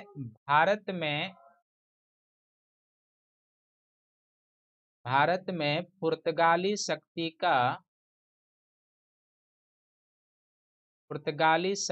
का विस्तार वास्को डिगामा के आने तक की घटना का मैंने जिक्र कर दिया है। अब भारत में जो पुर्तगाली शक्ति का विस्तार कैसे होता है, कहाँ-कहाँ पर इनकी कंपनियां स्थापित होती है, किस तरीके से होता है, वो आप ध्यान से देखेंगे। तो सबसे पहले इसमें क्या होता है कि जो 1498 में पुर्तगाली ईस्ट इंडिया कंपनी की स्थापना होती है। 1498 में पुर्तगाली ईस्ट इंडिया कंपनी की स्थापना, पुर्तगाली ईस्ट इंडिया कंपनी की स्थापना 1498 में पुर्तगाल ईस्ट इंडिया कंपनी की स्थापना होती है, जिसको एक अन्य नाम से भी जाना जाता था, कास्तोदा द इंडिया। इस कंपनी को कास्तोदा द इंडिया के नाम से भी जाना जाता था। तो ये 1498 में पुर्तगाल ईस्ट इंडिया की स्थापना हुई थी। और इसके बाद जो है सो कई सारे, जब ये भारत में आए तो धीरे धीरे इन्होंने भारत में अपने फैक्ट्री स्थापित करने शुरू किए। तो सबसे पहले जो पहला फैक्ट्री इन्होंने भारत में स्थापित किया था 1501 में, वो फैक्ट्री स्थापित किया था कोचीन में स्थापित किया था। इसी तरीके से 1502 में इन्होंने दूसरी फैक्ट्री की स्थापना की।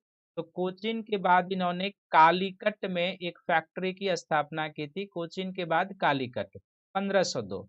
1503 में इनके द्वारा एक और फैक्ट्री स्थापित किया गया, वह था कन्नूर और क्विलोन में। इन्होंने कन्नूर और क्विलोन में इन्होंने 2 फैक्ट्रियां स्थापित की। फिर आगे चलकर 1510 ईस्वी में जो है इन्होंने गोवा में अपने कोठी की स्थापना की, 1510 ईस्वी में गोवा में। फिर 1531 ईस्वी में इन्होंने चलियम में एक कोठी की स्थापना की, अपने व्यापारिक कोठी की स्थापना की चलियम में 1531 में। फिर 1535 में इन्होंने एक व्यापारिक कोठी की स्थापना की पश्चिमी तट पर चौल में इन्होंने की थी। और 1538 में इन्होंने और कई सारे 36 में और सारे कोठियों की स्थापना की, जिसमें एक मंगलोर हो जाएगा। मंगलोर के साथ साथ इसी वर्ष इन्होंने कर्नाटक में जो भटकल है, तो भटकल में इन्होंने एक फैक्ट्री स्थापित की। और भटकल के साथ साथ जो होनावर है, तो होनावर में भी इन्होंने एक फैक्ट्री की स्थापना की। तो ये आपको याद रखना है। इसके अलावा पुर्तगालियों के द्वारा जो है सो कई सारे फैक्ट्री स्थापित किए गए। तो इसमें जो अन्य फैक्ट्रियां स्थापित की गई थी उसको भी ध्यान में रखेंगे। लेकिन ये जो 1498 में 1498 में पुर्तगाल ईस्ट इंडिया कंपनी, जिसको कास्तोदा द इंडिया कंपनी कहा जाता है, इसकी इन्होंने स्थापना की थी। फिर जो 1501 है ये याद रखेंगे, कोचीन में केरल के तट पर। 1502 में कालीकट केरल के तट पर। 1503 में कन्नूर क्विलोन के और क्विलोन में। 1510 में इन्होंने गोवा सभी पश्चिमी में। 1531 में चलियम। 1535 चौल। और फिर 1536 में इन्होंने मंगलौर भटकल होनावर में फैक्ट्री की स्थापना की थी।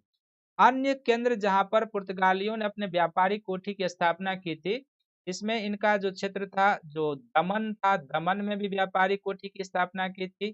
जो दीव का एरिया दमन दीव, वहां पर व्यापारिक कोठी की स्थापना। फिर शालसेट जो मुंबई का द्वीप हो जाएगा, शालसेट में इन्होंने अपने व्यापारिक कोठी की स्थापना की थी। और फिर मद्रास के निकट सेंट थॉमस में इन्होंने, या सेंट थॉमस में इन्होंने अपनी व्यापारिक कोठी की स्थापना की थी। मद्रास के निकट मद्रास के निकट सेंट थॉमस में इन्होंने अपने व्यापारिक कोठी की स्थापना की थी। अब यदि आप इसको एक बार भारत के मानचित्र पर देख लेंगे ना, तो आप यहाँ पर भी देख सकते हैं कि आप देख रहे हैं कि कहाँ-कहाँ कर सभी सबसे नीचे में है क्यूलेन है, फिर कालीकट है, फिर कन्नूर है, फिर गोवा है, फिर दीव है। इन सभी क्षेत्रों में इन्होंने अपने व्यापारिक कोठी की स्थापना कर ली थी। तो कहाँ-कहाँ पर इनका व्यापारिक कोठी था, एक बार ये आप देख लेंगे। तो एक मद्रास के निकट सेंट थोमे में इन्होंने, यहाँ पर हो जाएगा आज का चेन्नई, उस समय का मद्रास। तो यहाँ पर इन्होंने एक व्यापारिक कोठी स्थापित की जिसको हम लोग सेंट थॉमस कहते हैं। ये पूर्वी तट पर हो जाएगा। इसके अलावा पश्चिमी तट पर ही पुर्तगालियों के प्रमुख व्यापारिक केंद्र थे।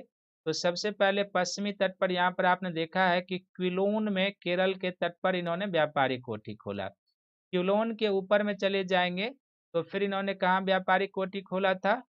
कोचीन में इन्होंने अपनी व्यापारिक कोठी खोली थी। कोचीन के ऊपर चले जाएंगे तो जो कर्नाटक का तटीय क्षेत्र है, तो यहाँ पर इन्होंने कोठी खोला था। हथकल में कोठी खोला था। हथकल के ऊपर चले जाएंगे तो होनावर में इन्होंने अपना जो व्यापारिक केंद्र है वो खोला था। यहाँ से ऊपर चले जाएंगे तो फिर गोवा में इन्होंने अपना व्यापारिक कोठी खोला था। फिर यहाँ पर गुजरात के तट के साथ जो दमन और दीव का एरिया हो जाएगा, तो दमन और दीव में इन्होंने व्यापारिक कोठी खोला था। और कलकत्ता, ये जो मुंबई के निकट सॉल्सेट का द्वीप है, तो सॉल्सेट के पास इन्होंने अपने व्यापारिक कोठी खोले थे। तो इस तरीके से पुर्तगालियों का जो मूल व्यापार का क्षेत्र था, या जो मूल अपने इन्होंने फैक्ट्री स्थापित की थी, वो बेसिकली क्या था? पश्चिमी तट पर, पूर्वी तट पर एक आपको दिखाई दे रहा है सेंट थोमे में, ये इनकी व्यापारिक कोठी थी। उस समय जो व्यापारिक कोठी या जो फैक्ट्री होता था, दोनों शब्द हम लोग यूज करते हैं। या तो हम लोग उसको कहते हैं व्यापारिक कोठी कहते हैं, दोनों शब्द प्रयोग किया जाता है। या इसको हम लोग एक तरीके से फैक्ट्री कहेंगे, पुर्तगाली फैक्ट्री। तो जो व्यापारिक कोठी या जो फैक्ट्री, तो अमूमन फैक्ट्री क्या होता है? उत्पादन का केंद्र होता है। लेकिन जो चाहे वो पुर्तगालियों की व्यापारिक कोठी फैक्ट्री हो, डचों की हो, फ्रांसीसियों की हो, अंग्रेजों की, और डेनिस ईस्ट इंडिया कंपनी, किसी की व्यापारिक कोठी या फैक्ट्री क्यों न हो, ये उत्पादन केंद्र नहीं होता था। ये ध्यान में रखेंगे, उत्पादन केंद्र नहीं था। यहाँ पर उत्पादन नहीं होता था, उत्पादन केंद्र नहीं था। तो ये उत्पादन केंद्र नहीं था, तो ये बेसिकली क्या होता था? तो ये जो व्यापारिक कोठी और फैक्ट्रियां होती थी, एक प्रकार के किलेबंद क्षेत्र होते थे। किलेबंद बस्ती टाइप का होता था, किलेबंद क्षेत्र, या आप इसको किलेबंद बस्ती कह सकते हैं। और इस किलेबंद बस्ती में क्या होता था? तो जो ये लोग यहाँ से निर्यात करने वाले सामान रखते थे, निर्यात का सामान होता था यहाँ पे। निर्यात के सामान के साथ साथ जो होते थे, यहाँ पर इनके एक तरीके से जो लोग थे, जो पुर्तगाली हो या जो ब्रिटिश लोग हो, लोगों के रहने का केंद्र था, रहने का केंद्र था यहाँ पर ये। तो इस तरीके की सुविधा वाला जो क्षेत्र था, उसको व्यापारिक कोठी या किलेबंद क्षेत्र कहा जाता था, या फैक्ट्री। ये याद रखेंगे, उत्पादन केंद्र नहीं था। किलेबंद क्षेत्र या बस्ती, निर्यात का सामान, वहां पर इनके लोग रहते थे। और धीरे धीरे वो फोर्टिफाइड होते जाता था, सैनिक इनके रहने लगे थे। और उस तरीके से क्या होता था कि जब बड़े पैमाने पर व्यापार चलने लगा था, तो भारत से निर्यात का सामान भी जाता था, और वहां से जो आयात का कुछ होता था, वो इस तरीके के सामान का केंद्र होता था। मैन्युफैक्चरिंग सेंटर नहीं था, ये ध्यान में रखेंगे, क्योंकि नॉर्मली जो है, तो फैक्ट्री को लोग उत्पादन केंद्र के रूप में ही जानते हैं। तो ये ध्यान में रखेंगे। इसके अलावा जो अन्य क्षेत्र पुर्तगालियों ने प्राप्त किए थे, और अन्य क्षेत्रों में जहां जहां पर उन्होंने अपने व्यापार केंद्र बना रखे थे, तो कहां कहां पर इनका व्यापार केंद्र था और किस तरीके से था, वो आप यहाँ पर और पॉइंट के सहारे देख लें एक बार। तो अभी तक जो आपने इस पेज में देख लिया है कि जो 1536 और अन्य कहाँ-कहाँ पर था, वो आपने देख लिया है। इसके अलावा जो पुर्तगाली शक्ति का विस्तार होता है, तो 1536 में बंगाल के शासक मसूद शाह की आज्ञा से 1536 में, डेट वाइज ही याद रखेंगे, 1536 में बंगाल की शासक की आज्ञा से, बंगाल के शासक की आज्ञा से, बंगाल की शासक के आज्ञा से यहाँ पर इन्होंने 2 जगह पर चटगांव और सोनारगांव में कारखाना खोला। आज्ञा से जो आज का बांग्लादेश हो जाएगा, चटगांव और सोनारगांव में इन्होंने फैक्ट्री खोला। सोनारगांव में अपने कोठी की स्थापना की। चटगांव और सोनारगांव में कोठी की स्थापना की। तो ये भी डेट के साथ याद रखेंगे, कई बार डेट के साथ फैक्ट्री मैच करने के लिए आ जाता है। फिर 1500 बहुत आगे चलकर 1579-80 में क्या होता है, जब अकबर का शासनकाल, अकबर की आज्ञा से हुगली में पहली पुर्तगाली बस्ती की स्थापना। अकबर अकबर की आज्ञा से धीरे धीरे इसका अर्थ है कि धीरे धीरे पश्चिम तट से ये लोग पूर्वी तट की ओर विस्तार करने लगे थे। पहले देखा पूर्वी तट पर केवल मद्रास के निकट सेंथो में, चटगांव भी पूर्वी तट पर, सोनारगांव भी पूर्वी तट पर। अब 1579-80 में अकबर की आज्ञा से हुगली में पहली पुर्तगाली फैक्ट्री, हुगली में पहली कोठी की स्थापना, पहली फैक्ट्री की स्थापना की जाती है, पहली फैक्ट्री। फिर इसके बाद जो है इस प्रकार एक समय ऐसा आता है, इस प्रकार एक समय ऐसा आता है कि जो लगभग हिंद महासागर या पूरे उत्तरी हिंद महासागर के व्यापार पर इन लोगों का, या उत्तरी हिंद महासागर पर इनका लगभग एक तरीके से एकाधिकार हो जाता है। उत्तरी हिंद महासागर पर एकाधिकार ये लोग कर लेते हैं। धीरे धीरे अरब व्यापारी को भी हटा देते हैं।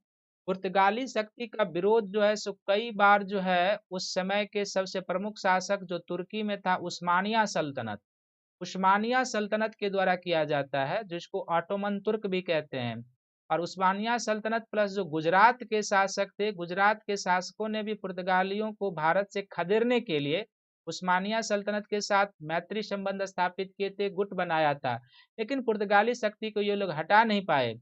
और जब गुजरात के शासक बहादुर शाह की मृत्यु हो जाती है, सभी को पढ़ाया मध्यकाल में, आपको याद होगा कि जहाज पर से इनको धकेल दिया जाता है, डूबने से इसकी मृत्यु हो जाती है पुर्तगालियों के साथ एक बातचीत के दरमियान में ही। उसके बाद उस्मानिया सल्तनत भी धीरे धीरे क्या करते हैं, पुर्तगालियों के साथ समझौता कर लेते हैं कि भारतीय व्यापार में हमें हमारे हिस्से का लाभ मिल जाए तो हम आपके मार्ग में बाधक नहीं आएंगे, क्योंकि उस्मानिया सल्तनत भी पुर्तगाली शक्ति को पराजित नहीं कर पाए थे। तो हिंद महासागर के व्यापार पर एक तरीके से एकाधिकार हो जाता है। और जब हिंद महासागर के व्यापार पर एकाधिकार हो जाता है, तो बिल्कुल जो हिंद महासागर के जितने भी प्रवेश द्वार थे, उन सभी प्रवेश द्वार पर इन्होंने फैक्ट्री खोल ली थी, या वहां पर इन्होंने अपना एक तरीके से अड्डा जमा लिया था। तो सबसे पहले यहाँ पर आप देखेंगे कि ये जो है ना फारस की खाड़ी है, ये फारस की खाड़ी है। तो फारस की खाड़ी का जो प्रवेश द्वार है यहाँ पर एक अपना केंद्र बना लिया था, वो था हार्मुज में अपना केंद्र बना लिया था। हार्मुज जो आज भी एक जल संधि के रूप में है, तो हार्मुज में केंद्र, और हार्मुज में जो एक केंद्र बना लिया था, तो बिल्कुल ये पर्शियन गल्फ है।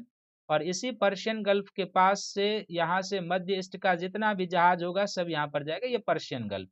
इसके अलावा इसने हार्मुज से लेकर यहाँ पर मलक्का जल संधि है, ये मलक्का जो दक्षिण चीन सागर या प्रशांत और हिंद महासागर को जोड़ता है, तो मलक्का के पास भी अपना एक व्यापारिक केंद्र बना लिया था। इंडोनेशिया में भी इनका व्यापार था, तो मलक्का के पास बना लिया था। और मलक्का के साथ जो बना लिया था, यहाँ का जो पूरा स्पाइस आइलैंड था, जो समय इंडोनेशिया था उसको मसाला का द्वीप कहा जाता था, इस पर इसका पूरा प्रभाव था। और पूरे समुद्र तट पर, यानी कि इस तरीके से यहाँ से लेके और ये पूरा जो समुद्री तट होता था, श्रीलंका, पूरे भारत का क्षेत्र, और पूरे इस क्षेत्र में आपने देखा है कि जो मद्रास है वहाँ पे, जो हुगली है वहाँ पे, जो चटगांव है वहाँ पे, जो सोनारगांव है वहाँ पे, इस तरीके से पूरे तरीके से इन्होंने एक तरीके से अंग्रेजों के आने से पहले उत्तरी हिंद महासागर को पुर्तगाली झील के रूप में कन्वर्ट कर दिया था। ये 0 डिग्री अक्षांश हो जाएगा, तो पुर्तगाली झील के रूप में कन्वर्ट कर दिया था। तो बिल्कुल जहां जहां पर प्रवेश द्वार थे पुर्तगाल थे, वहां पर या तो इन्होंने अपने सैन्य अड्डा बना लिए थे, या फिर जहां से जहाज आने जाने का था, सभी जगह पर अपने फैक्ट्री स्थापित कर लेते और व्यापार को कंट्रोल करने लगे थे। और जैसे पहले ही बताया कि अंग्रेजों के आने से पहले बिल्कुल इन्होंने इसको पुर्तगाली झील बना दिया था। तो यहाँ पर आपको क्या-क्या याद रखना है कि क्राउन फैक्ट्री कब स्थापित हुई थी, कहाँ पर था, ये आपको ध्यान में रखने की ज़रूरत है। जब आप पुर्तगाली फैक्ट्री को जान गए हैं, जो आपको एग्ज़ाम के लिए याद रखना है, तो नेक्स्ट जो सेक्शन हो जाएगा, वह हो जाएगा भारत में पुर्तगाली गवर्नर। भारत में पुर्तगाली गवर्नर। भारत में पुर्तगाली गवर्नर। तो भारत में जो पुर्तगाली गवर्नर है, तो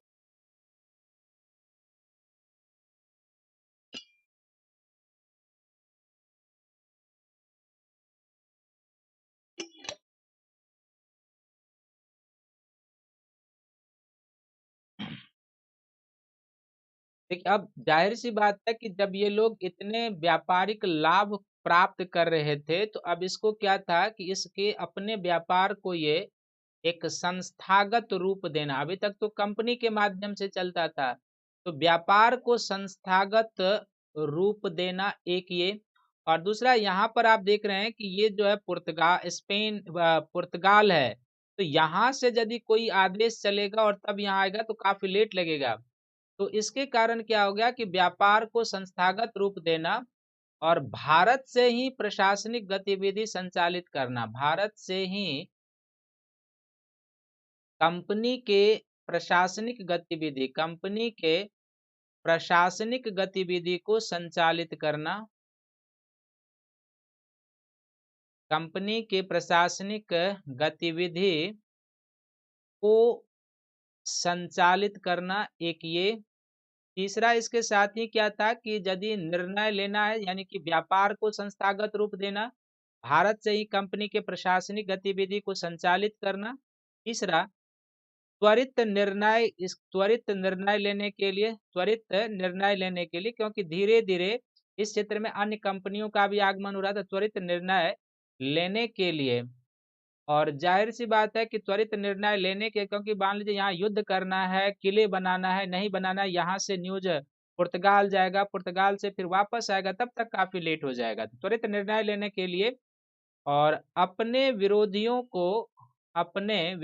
को हटाने के लिए, जो भी इनके विरोधी थे, जैसे उस्मानिया सल्तनत थे, गुजरात के शासक थे, तो हटाने के लिए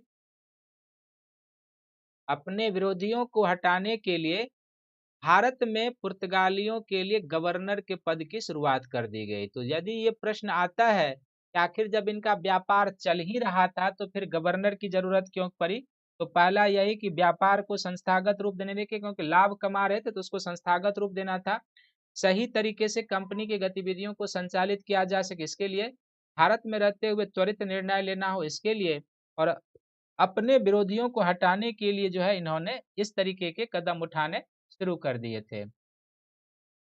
तो भारत में जो पहला पुर्तगाली गवर्नर बनता है वो है Francisco de Almeida. Francisco Francisco de Almeida. तो फ्रांसिस्को डी अल्मीडा के बारे में कोई खास चीज है नहीं, लेकिन आप याद रखेंगे कि फ्रांसिस्को डी अल्मीडा, और इसका जो गवर्नर का काल हो जाएगा वो 1505 से लेके 1509 तक का जो है फ्रांसिस्को डी अल्मीडा का समय है। दूसरा जिसके बाद पुर्तगाली गवर्नर है उनका नाम है अल्फांसो डी अल्बुकर्क। तो इसके बाद जो है अल्फांसो डी अल्बुकर्क जो है वह गवर्नर बनता है पुर्तगाली ईस्ट इंडिया कंपनी का। और अल्फांसो डी अल्बुकर्क का जो है 1509 से लेके 1515 तक का जो है इसका गवर्नर का शासन काल है, अल्बुकर्क के रूप में। इन्होंने कई सारे पॉलिसी और कई सारे संस्थागत रूप दिए थे। तो ये जो है ना 1510 में इसी ने बीजापुर के शासक से, सबसे पहले याद रखेंगे 1510 में बीजापुर के शासक से गोवा प्राप्त किया था। कई बार यह प्रश्न पूछा जाता है कि पुर्तगालियों को गोवा किससे प्राप्त हुआ था? तो याद रखेंगे 1510 ईस्वी में बीजापुर के शासक से गोवा प्राप्त किया था। बीजापुर के शासक से गोवा प्राप्त किया था इसने। गोवा प्राप्त किया था, जहां पर इन्होंने अपनी फैक्ट्री की स्थापना की थी, गोवा प्राप्त किया था। और कहा जाता है कि इस गोवा के अधिग्रहण में एक तरीके से छीन लिया था। गोवा के अधिग्रहण में एक हिंदू तिमैया ने इसकी सहायता की थी। गोवा के अधिग्रहण में तिमैया ने सहायता की थी। तो अल्बुकर्क के समय की जो पहली प्रमुख घटना पुर्तगालियों के लिए 1510 में बीजापुर के शासक से गोवा प्राप्त किया, और उसमें एक हिंदू तिमैया ने पुर्तगालियों की सहायता की थी। दूसरा, इसने ब्लू वाटर पॉलिसी को अपनाया था। अल्बुकर्क ने ब्लू वाटर पॉलिसी को अपना रखा था, नीला पानी की नीति, ब्लू वाटर पॉलिसी की नीति, यानी कि व्यापार पर एकाधिकार करने के लिए आपके जल क्षेत्र पर अधिकार होने चाहिए। और उसको उन्होंने एक तरीके से, जो ब्लू वाटर पॉलिसी थी, इसका एक अंग था जिसको कहते हैं आर्मेड काफिला व्यापार था इनका। आर्मेड, इसके बारे में आपको बताएंगे। आर्मेड काफिला व्यापार होता था, आर्मेड काफिला व्यापार होता था। तो एक तरीके से इन्होंने ब्लू वाटर पॉलिसी को अपनाकर समुद्री व्यापार पर नियंत्रण करने का प्रयास किया। तीसरा, इन्होंने क्या किया कि भारतीय महिलाओं के साथ विवाह को प्रोत्साहन देने का प्रयास किया। भारतीय महिलाओं के साथ वैवाहिक संबंधों को प्रोत्साहन, भारतीय स्त्रियों महिलाओं के साथ वैवाहिक संबंध को इसने प्रोत्साहन दिया, वैवाहिक संबंधों को प्रोत्साहन। हालांकि यह बहुत सफल नहीं हो पाया, वैवाहिक संबंधों को प्रोत्साहन, लेकिन यह बहुत सफल नहीं हो पाया, ये ध्यान में रखेंगे, बहुत सफल नहीं हो पाया। और इसने एक तरीके से अल्बुकर्क ने जो मुस्लिम विरोधी नीति अपना रखी थी, मुस्लिम विरोधी नीति अपना रखी थी। तो इसके समय की 4 प्रमुख पॉइंट है, आपको इसी तरीके से पीटी के एग्जाम के लिए फैक्ट के रूप में याद रखना है। तो पहला जो पुर्तगाली गवर्नर, वो कौन सा हो जाएगा? फ्रांसिस्को डी अल्मीडा, जो 1505 से 1509 तक है। दूसरा अल्बुकर्क का है, जो 1509 से 1515। दक्षिण भारत में इस समय कृष्णदेव राय का शासन काल हो जाएगा। और 1510 में इसने बीजापुर के शासक से गोवा प्राप्त कर लिया था, ब्लू वाटर पॉलिसी को अपनाया था, भारतीय महिलाओं के साथ वैवाहिक संबंधों को प्रोत्साहन दिया था, हालांकि ये बहुत सफल नहीं रहा था, और मुस्लिम विरोध की नीति इसने अपना रखी थी, ये ध्यान में रखेंगे। और 1515 में इसकी मृत्यु हो जाती है। पांचवा, 1515 में मृत्यु हो जाती है, अल्बुकर्क की मृत्यु हो जाती है 1515 में। नेक्स्ट जो पुर्तगाली गवर्नर हैं जिनके बारे में आपको जानना चाहिए कुछ चीजें, वो क्या हो जाएगा? तो नेक्स्ट पुर्तगाली गवर्नर हो जाएगा जिसका नाम है प्रमुख रूप से कंटिन्यू, जिसको कहते हैं Nuno da Cunha. Nuno da Cunha जो है अगला पुर्तगाली गवर्नर हो जाएगा। तो इसका जो कार्यकाल हो जाएगा नीनो डी कुन्हा का, वो बेसिकली हो जाएगा 1529 से लेके इसके बीच में होंगे, लेकिन उसके शासन काल में कुछ खास घटनाएं नहीं, इसीलिए नहीं जिक्र किया। तो नीनो डी कुन्हा का जो शासन काल है 1529 से लेके 1538 तक का इसका गवर्नर का काल है। नीनो डी कुन्हा के काल में जो कुछ प्रमुख घटनाएं घटी वो है 1530 में कोचीन से गोवा पुर्तगालियों की राजधानी स्थापित हो गई, यानी इसी के समय में कोचीन से गोवा, पहले इसका अर्थ है कि भारत में पुर्तगालियों की पहली राजधानी कोचीन थी, कोचीन से गोवा पुर्तगाली राजधानी स्थापित, पुर्तगाली राजधानी स्थानांतरित हुआ इसके समय में, पुर्तगाली राजधानी स्थानांतरित। और कब हुआ था? तो 1530 में हुआ था, ये ध्यान में रखेंगे 1530 में। और ये प्रश्न पूछा जाता है कि पहली पुर्तगाली राजधानी भारत में कहाँ थी? तो कोचीन हो जाएगी। फिर किसने कोचीन से गोवा स्थानांतरित किया? तो नीनो डी कुन्हा। किस वर्ष स्थानांतरित किया? तो 1530 ईस्वी में। और दूसरा जिसके समय की प्रमुख घटना है कि गुजरात के शासक इसने बसीन और दीव का क्षेत्र प्राप्त किया था। इसने गुजरात के शासक से गुजरात के शासक से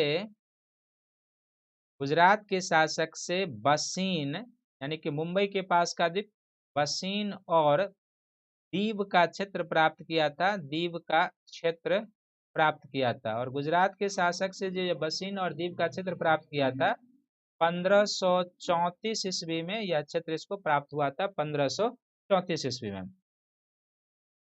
और चौथा जो पुर्तगाली गवर्नर हो जाएगा वो था मार्टिन अल्फांसो डिसूजा, जिसको कहेंगे हम लोग अल्फांसो भारत में इस तरीके का एक ना आम भी होता है, महाराष्ट्र में उत्पादन होता है अल्फांसो आम, अल्फांसो डी सूजा। तो अल्फांसो डी सूजा का जो कार्यकाल है ये बेसिकली 1542 से लेके 1544 तक का काल है अल्फांसो डिसूजा का। और इसी के शासन काल में प्रसिद्ध जो संत था वो फ्रांसिस जेवियर भारत आया था। प्रसिद्ध पुर्तगाली संत फ्रांसिस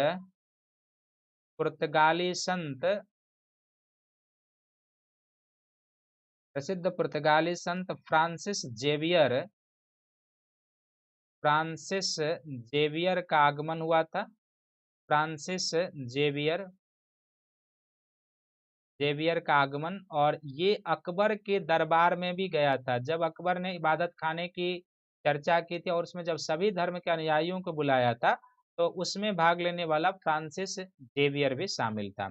तो ये आप ध्यान में रखेंगे इतना चीज। तो पहले पुर्तगालियों की फैक्ट्री कहाँ कहाँ स्थापित थी वो आपने जान लिया है। दूसरा कि पुर्तगालियों के जो प्रमुख गवर्नर थे जिनके समय में प्रमुख घटनाएं घटी पीटी के एग्जाम के पॉइंट ऑफ व्यू से, वो आपने जान लिया है। नेक्स्ट जो हो जाएगा कि पुर्तगाली जो व्यापार करते थे तो निर्यात की प्रमुख मद क्या थी। जो यहाँ से ये लोग व्यापार करते थे तो निर्यात की प्रमुख मद क्या थी, निर्यात की प्रमुख मदें क्या थी, निर्यात की प्रमुख मदें। तो निर्यात की जो प्रमुख मदें थी इनकी वो क्या क्या थी, तो सबसे पहले देखिए कि इनके द्वारा जो निर्यात किया जाता था उसमें सबसे प्रमुख स्थान था भारतीय मसाले का। क्योंकि पृष्ठभूमि में आपको बता दिया, तो भारतीय मसाला का प्रमुख रूप से निर्यात। फिर मलमल का, यहाँ से रेशम का मल का निर्यात करते थे। यहाँ से भारत से रेशम का निर्यात करते थे। रेशम के साथ साथ यहाँ से सोना, मोती, यहाँ से ये लोग सोना का भी निर्यात करते थे। सोना के साथ साथ यहाँ से मोती का निर्यात करते थे। मोती के साथ साथ यहाँ से पर्शिलोन का निर्यात करते थे। पर्शिलोन के साथ साथ एक लकड़ी जिसको एबोनी कहते हैं, एबोनी नामक लकड़ी का ये लोग निर्यात करते थे। कई प्रकार के औषधि का भी निर्यात करते थे, कई प्रकार के औषधीय पदार्थों का भी, कई प्रकार के औषधि पदार्थ का निर्यात करते थे। केरल के तट से और कई सारे चीजों का इनके साथ निर्यात होता था, मलाबार और कोंकण के तट से। तो इसमें काली मिर्च बड़े पैमाने पर ये लोग ले जाते थे, जो मसाला का ही एक अंग हो जाएगा। काली मिर्च बड़े पैमाने पर निर्यात करते थे। अदरक जो है बड़े पैमाने पर निर्यात करते थे। यहाँ से दालचीनी बड़े पैमाने पर निर्यात करते थे, अदरक, दालचीनी। फिर चंदन की जो लकड़ियां होती थी वो बड़े पैमाने पर निर्यात करते थे। यहाँ से ये लोग हल्दी निर्यात करते थे, नीम का निर्यात करते थे। ये सभी जो है सो निर्यात करते थे, और ये सभी जो ये निर्यात करते थे बेसिकली मालाबार और कोंकण तट से, यानी कि जो ये महाराष्ट्र का और गोवा का जो गुजरात का तट है, ये भूगोल में हम लोग पढ़ते हैं, पढ़ाए भी हैं। इसको हम लोग क्या कहते हैं, कोंकण तट कहते हैं, ये कोंकण तट है। और केरल का जो तटीय प्रदेश है ये, इसको हम लोग क्या कहते हैं, मालाबार तट। तो इन क्षेत्रों में इन्होंने अपने कई सारे फैक्ट्री स्थापित कर लिए थे। तो यहाँ से ये सारी चीजें ये निर्यात करते थे। और पहले भी बताया, इसमें से अधिकांश जो चीजें ना, आप देखिए जैसे मसाला है, और जो आप देखेंगे काली मिर्च, अदरक, दालचीनी, फिर जो हल्दी है, ये सारे जो मसाले और सुगंधित पदार्थ हैं ये बेसिकली क्या है कि खाद्य पदार्थ के रूप में यूज किया जाता है। और यदि मांस में इसको मिलाकर आप मांस को लंबे समय तक रख सकते हैं, क्योंकि ये लोग ठंड प्रदेश के वासी हैं। और ठंड प्रदेश के वासी जो है ना, मांस का भक्षण खाना अधिक खाते हैं, उनके भोज्य पदार्थ में अधिक शामिल होता है। वो कल्चर पर निर्भर करता है। जैसे आप बंगाली को देखेंगे तो अपने यहाँ चावल अधिक खाते हैं, पंजाब हरियाणा में चले जाएं तो लोग रोटी अधिक खाते हैं। तो ये लोग मांस खाते हैं, और मांस को लंबे समय तक यदि आपको सुरक्षित रखना है तो उसको मसाले के साथ लगा कर रखे तो सुरक्षित। इसीलिए इनके निर्यात में आप देख रहे हैं कि वस्त्र उत्पाद है, वस्त्र के साथ साथ जो मसाला भोजन में जरूरत है वो ये लोग यहाँ से निर्यात करते थे, ये ध्यान में रखेंगे। अब नेक्स्ट है कि जो ये पुर्तगाली जो भारत आए, तो पुर्तगालियों के भारत आगमन का प्रभाव क्या हुआ था? पुर्तगालियों के आगमन का प्रभाव, पुर्तगाली के आगमन का प्रभाव क्या हुआ? पुर्तगाली शक्ति के आगमन का प्रभाव। तो पुर्तगाली शक्ति के आगमन का जो प्रभाव होता है, किस तरीके से होता है, क्या होता है? तो बिल्कुल पॉइंट फॉर्म में याद रखेंगे कि पुर्तगालियों के आगमन का सबसे पहला प्रभाव होता है कि यूरोप की गॉथिक कला भारत में आती है। यूरोप की जो पुनर्जागरण कालीन गॉथिक कला और चित्रकला का आगमन होता है। पुनर्जागरण कालीन कला और चित्रकला का आगमन होता है, चित्रकला का आगमन। आज भी आप देखते होंगे जो गिरजाघर भारत में बने हैं, जहाँ भी आप देखते होंगे, और जो पुराने रेलवे स्टेशन देखे होंगे जिसमें ऊंची ऊंची मीनारें टाइप की होती है, वो काफी बड़े बड़े विशाल दीवारें और काफी ऊंची की भवनें होती थी। वो यूरोपीय गॉथिक कला की विशेषता, पुनर्जागरण कालीन कला की विशेषता, वो पुर्तगाली भारत लेकर आए थे। गोवा सब में, अन्य जहाँ पर आप इसका प्रभाव, दिल्ली में पुरानी दिल्ली रेलवे स्टेशन पर देखेंगे तो इस कला का प्रभाव आपको चांदनी चौक वाले स्टेशन पर इसका प्रभाव अधिक दिखाई देगा। दूसरा जो ये अपने साथ लेकर आए, भारत का जापान के साथ व्यापारिक संपर्क स्थापित किया। भारत का जापान के साथ, भारत का जापान के साथ व्यापारिक संपर्क इन्होंने स्थापित किया, व्यापारिक संपर्क स्थापित किया। और आज देखते हैं कि आज जापान जो है भारत के सबसे करीबी देशों में एक है, मित्र देशों में स्ट्रेटेजिक पार्टनरशिप है। आज जो है जापान क्या है कि भारत का करीबी देश है, व्यापार के दृष्टिकोण से और स्ट्रेटेजिक दृष्टिकोण से भी भारत का करीबी देश है। तीसरा जो ये अपने साथ लाया कि भारत में छापे खाने का प्रचलन हुआ। भारत में प्रिंटिंग प्रेस जिसको कहते हैं, भारत में छापा खाना का प्रचलन हुआ, छापा खाना का प्रचलन। चौथा पॉइंट अपने साथ ये कुछ कृषि को भी लेकर आए। तो इनके साथ पुर्तगालियों के आने से ही भारत में आलू की खेती का प्रचलन हुआ। पुर्तगालियों के आने से भारत में अपने साथ ये लोग तंबाकू की कृषि लेकर आए, और अपने साथ ये लोग मकई या मक्का की कृषि लेकर आए। तो ये तीनों जो कृषि प्रचलन हुआ, ये सभी जो है सो आलू, तंबाकू, मक्का, ये सभी पुर्तगालियों के समय में ही हुआ था। और तंबाकू की खेती तो जहांगीर के शासनकाल से शुरुआत मानी जाती है, जहांगीर के शासनकाल से ये शुरू हुआ था। और पांचवा, इन्होंने अपने यहाँ जो पुर्तगाल में प्रचलित था एक सोने का सिक्का, तो पुर्तगाली सोने के सिक्के का भी यहाँ पर कुछ प्रचलन हुआ। पुर्तगाली सोने के सिक्के, जो पश्चिमी तट पर इनका व्यापार था, तो पुर्तगाली सोने के सिक्के का प्रचलन, पुर्तगाली सोने के सिक्के का प्रचलन। और इनके सोने के सिक्कों को क्रूसेडो कहा जाता था, क्रूसेडो, क्रूसेडो नामक सोने के सिक्के का प्रचलन हुआ। तो 5 पॉइंट याद रखेंगे कि पुर्तगाली शक्ति के आने का प्रभाव हुआ कि यूरोपीय गॉथिक कला, चित्रकला जो पुनर्जागरण कालीन कला है वो भारत आया। दूसरा, भारत और जापान के बीच व्यापारिक संपर्क बढ़ गया, क्योंकि पुर्तगाली जो थे सो जापान से, जो स्पाइस आइलैंड था वहां से जापान तक बढ़ गए, और जापान से उत्पाद भारत लाते थे, फिर यहाँ से ले जाते थे, तो भारत के साथ संपर्क। और आज भारत की जो भूमिका और जापान की भूमिका विश्व व्यवस्था में आप देख रहे हैं कि ये लोग एशिया प्रशांत क्षेत्र में एक महत्वपूर्ण स्ट्रेटेजिक पार्टनर है, रणनीतिक कार देश के रूप में है, क्वाड के जो है सो पक्षधर हैं, और जो हर एक मोर्चे पर भारत और जापान की विचारधाराएं जो है वो मिलती जुलती है। छापाखाना का प्रचलन, आलू, तंबाकू, मक्का और पुर्तगाली सोने के सिक्के का प्रचलन हुआ, ये ध्यान में रखेंगे। अब प्रश्न उत्पन्न होता है कि इन्होंने अपना व्यापारिक कोठी भी खोला, व्यापार से लाभ भी कमाया, सब कुछ किया, फिर भी पुर्तगाली शासन जो है यहाँ पर दीर्घकालीन नहीं रहा, पुर्तगाल लोग यहाँ तक दीर्घकाल तक नहीं रह पाए। तो अब एक हेडिंग हो जाएगा कि पुर्तगालियों के पराजय के कारण या पुर्तगालियों के विफलता के कारण, पुर्तगालियों के विफलता के कारण, पुर्तगालियों के विफलता के कारण। इसका अर्थ ये हुआ कि सबसे पहले ये भारत आए, और हालांकि गए भी सबसे बाद, क्योंकि गोवा पर इनका अधिकार रहा था, तो पुर्तगाली ऐसे शक्ति हैं जो भारत सबसे पहले आए, आपने देख लिया है, सबसे पहले आए और गए भी सबसे बाद में, आए गए भी सबसे बाद में, क्योंकि गोवा की विजय जो है 1961-62 की है, तो गोवा की विजय के बाद गए भी सबसे बाद में ये गए थे। लेकिन कुल मिलाकर पुर्तगाली उतनी सफलता भारत में प्राप्त नहीं कर पाए जितना कि ब्रिटिश ईस्ट इंडिया कंपनी का भारत लगभग 300 वर्षों तक उपनिवेश रहा, 200 वर्षों से 300 वर्षों तक उपनिवेश रहा, उस तरीके का ये लाभ नहीं उठा पाए। तो इसके पीछे का जो कारण था, वो पहला कारण क्या था कि जो पुर्तगालियों की एक कार्टेज आर्मेड काफिला व्यापार था, कार्टेज जिसके बारे में मैंने बताया था, कार्टेज आर्मेड काफिला व्यापार।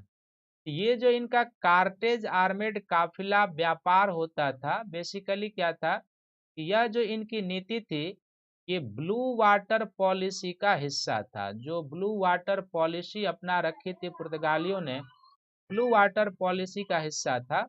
लेकिन ये जो था ना, एक तरीके से लूटपाट की नीति थी, लूटपाट की नीति थी। इस ब्लू वाटर जो कार्टेज आर्मेड काफिला व्यापार था पुर्तगालियों का, बेसिकली इसमें क्या था कि इनका जो एक जहाज होता था ना, उसमें जहाज में हथियार बंद दस्ते होते थे, हथियार बंद या हथियार से लैस हथियार बंद दस्ते होते थे। और ये हथियार बंद दस्ते क्या होते थे कि ये क्या करते थे कि पुर्तगाली सामान की तो रक्षा करते ही थे, पुर्तगाली सामान की रक्षा करते थे, जो व्यापार होता था पुर्तगाली सामान की रक्षा करना होता था। दूसरा, ये लोग क्या करते थे कि समुद्र में कभी कभी अरबी व्यापारी भारतीय व्यापारियों के जहाज को लूट लिया करते थे, जहाज को लूट लिया करते थे, लूट लिया करते थे। इसका मकसद यही होता था कि जब हम इनके जहाज को लूट लेंगे तो जो भारतीय व्यापारी हैं, जो अरबी व्यापारी हैं, वो थक हार कर हमारे व्यापार हमारे जहाज से सामान लेंगे, ले जाएंगे, ले आएंगे, तो उनसे हमें उसके लाभ का हिस्सा प्राप्त हो जाएगा। ये जो उनके लूटपाट का अंग होता था, बेसिकली इसलिए किया जाता था कि ताकि जो अरबी व्यापारी हैं वो डर के, और जो भारतीय व्यापारी जो कमोबेश हिंद महासागर के व्यापार में हैं, उनको विस्थापित करना है। और ये डर जाएंगे तो जाहिर सी बात है कि यदि इनको व्यापार करना होगा तो फिर किसी न किसी जहाज की जरूरत पड़ेगी, तो वो फिर हमारा जो है सो मदद लेंगे, और जब हमारा मदद लेंगे तो फिर उस व्यापारिक लाभ में से हमें हिस्सा मिलना शुरू हो जाएगा। तो ये जो इनका कार्टेज आर्मेड काफिला व्यापार था, वो ब्लू वाटर पॉलिसी का अंग, एक तरीके से लूटपाट की नीति, जिसमें एक हथियार बंद दस्ता होता था, हथियारों से लैस। इसका पहला काम होता था पुर्तगाली सामान की रक्षा करना, दूसरा काम होता था अरब और भारतीय व्यापारियों के जहाज को लूट लेना। उसका क्या मकसद, तो लूट लेंगे तो ये लोग आतंकित होंगे, भयभीत होंगे, और तब यदि इनको व्यापार करना है तो सुरक्षित व्यापार करने के उद्देश्य से हमारे जहाज से जाएंगे सामान लेकर, और जब हमारे जहाज से सामान लेकर जाएंगे आएंगे तो उस व्यापारिक लाभ में हमें भी हिस्सा मिल जाएगा, और नहीं तो फिर आप व्यापार से धीरे धीरे विस्थापित हो जाइए। तो ये जो इनका अंग था, ये इनकी जो नीति है वो बहुत हद तक लोगों में असंतोष का कारण बना। तो दूसरा पॉइंट इसी से, यानी कि इनकी जो लूट पाट की नीति थी, वो लूटपाट की नीति से लोग जो थे असंतुष्ट थे, भारतीय व्यापारी अरबी सभी असंतुष्ट थे। तीसरा, इनके कारण इन्होंने जो धार्मिक असहिष्णुता की नीति अपना रखी थी, धार्मिक असहिष्णुता की नीति अपना रखी थी। इस धार्मिक असहिष्णुता की नीति के कारण भी इनको यहाँ ज्यादा सफलता नहीं मिली, धार्मिक असहिष्णुता की नीति के कारण। खासकर इसके कारण, धार्मिक असहिष्णुता की नीति के कारण क्या था, भारतीय जनता में विरोध की भावना थी। इस धार्मिक असहिष्णुता की नीति के कारण भारतीय जनता में विरोध की भावना, भारतीय जनता में विरोध की भावना आ गई थी। तो जब आप जनता के स्तर पर विरोध को झेलेंगे तो फिर लंबे समय तक आप शासन कहीं पर नहीं कर सकते हैं। फिर जैसे बताया, कार्टेज आर्मेड काफिला व्यापार से इनका क्या था कि व्यापार में अनुचित मुनाफा कमाना भी इनके लिए हानिकारक रहा, क्योंकि इन्होंने अपने प्रतिद्वंदी इससे सृजित करने शुरू कर दिए थे। अनुचित व्यापार में अनुचित मुनाफा कमाना अनुचित मुनाफा कमाना। और इस अनुचित मुनाफा कमाने के कारण क्या हुआ, अपने शत्रुओं की संख्या को बढ़ा लिया था। अपने शत्रुओं की संख्या को बढ़ा लिया था, इन्होंने शत्रुओं की संख्या को बढ़ा लिया था। तो व्यापार में अनुचित मुनाफा कमाना। फिर अन्य यूरोपीय शक्तियों की तुलना में, जैसे डच व खासकर ब्रिटिश ईस्ट इंडिया कंपनी, तो अन्य यूरोपीय शक्तियों की तुलना में, अन्य यूरोपीय शक्तियों की तुलना में इनकी नौ सैनिक क्षमता काफी कमजोर थी। शक्ति की तुलना में, अन्य यूरोपीय शक्ति की तुलना में नौसैनिक इनका कमजोरी था। नौसैनिक कमजोर था, इनका नौसैनिक कमजोर था। और जाहिर सी बात है कि समुद्री व्यापार पर नियंत्रण रखने के लिए आपके पास क्या होना चाहिए कि मजबूत सैन्य क्षमता, और मजबूत सैन्य क्षमता में नौसैनिक पावर, नेवल पावर आपके पास मजबूत होना चाहिए। और ब्रिटिश सरकार की जो नौसैनिक क्षमता थी उस समय में विश्व की सबसे सर्वश्रेष्ठ नौसैनिक जो थी वो ब्रिटिश सरकार की मानी जाती थी, ब्रिटिश ईस्ट इंडिया कंपनी या ब्रिटेन की मानी जाती थी, क्योंकि इसी नौसैनिक क्षमता के बदौलत उसने नेपोलियन के महाद्वीपीय व्यवस्था को असफल कर दिया था। वर्ल्ड हिस्ट्री जब आप पढ़ते हैं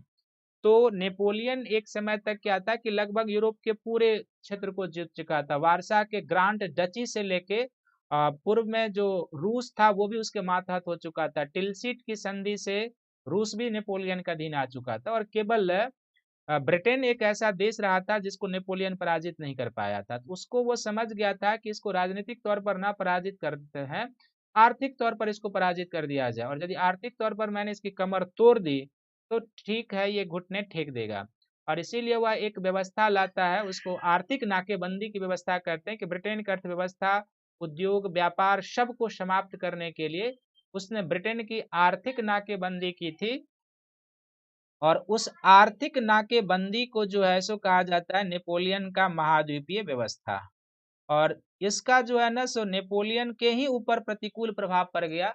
ब्रिटेन का इसके कारण और व्यापार बढ़ गया, क्योंकि जितना बड़ा ब्रिटिश क्षेत्र था और यूरोप का क्षेत्र था, उस पूरे क्षेत्र को नाकेबंदी करने के लिए ना तो नेपोलियन के पास उतनी नौसैनिक क्षमता थी और ना उसकी नौसेनाएं श्रेष्ठ थी। ठीक इसके विपरीत ब्रिटिश सेनाएं काफी नौश्रेष्ठ श्रेष्ठ थी, और उसने उल्टे जो है सो काउंटर जो है सो कॉन्टिनेंटल सिस्टम लागू कर दिया, और इसका परिणाम जो है सो नेपोलियन के लिए घातक रहा। इसीलिए कहा जाता है कि महाद्वीपीय व्यवस्था एक दुधारी तलवार थी जिसने लागू करने वालों के लिए ही हानि पहुंचाई थी। नेपोलियन के पतन का एक बहुत बड़ा कारण बन गया। क्यों? क्योंकि ब्रिटिश सरकार की जो नौसैनिक क्षमता थी उस समय के पूरे विश्व में सबसे श्रेष्ठ नौसैनिक था, और इसीलिए पूरे विश्व में उनका साम्राज्य फैल गया था। भारत भी धीरे धीरे इनका उपनिवेश बन गया।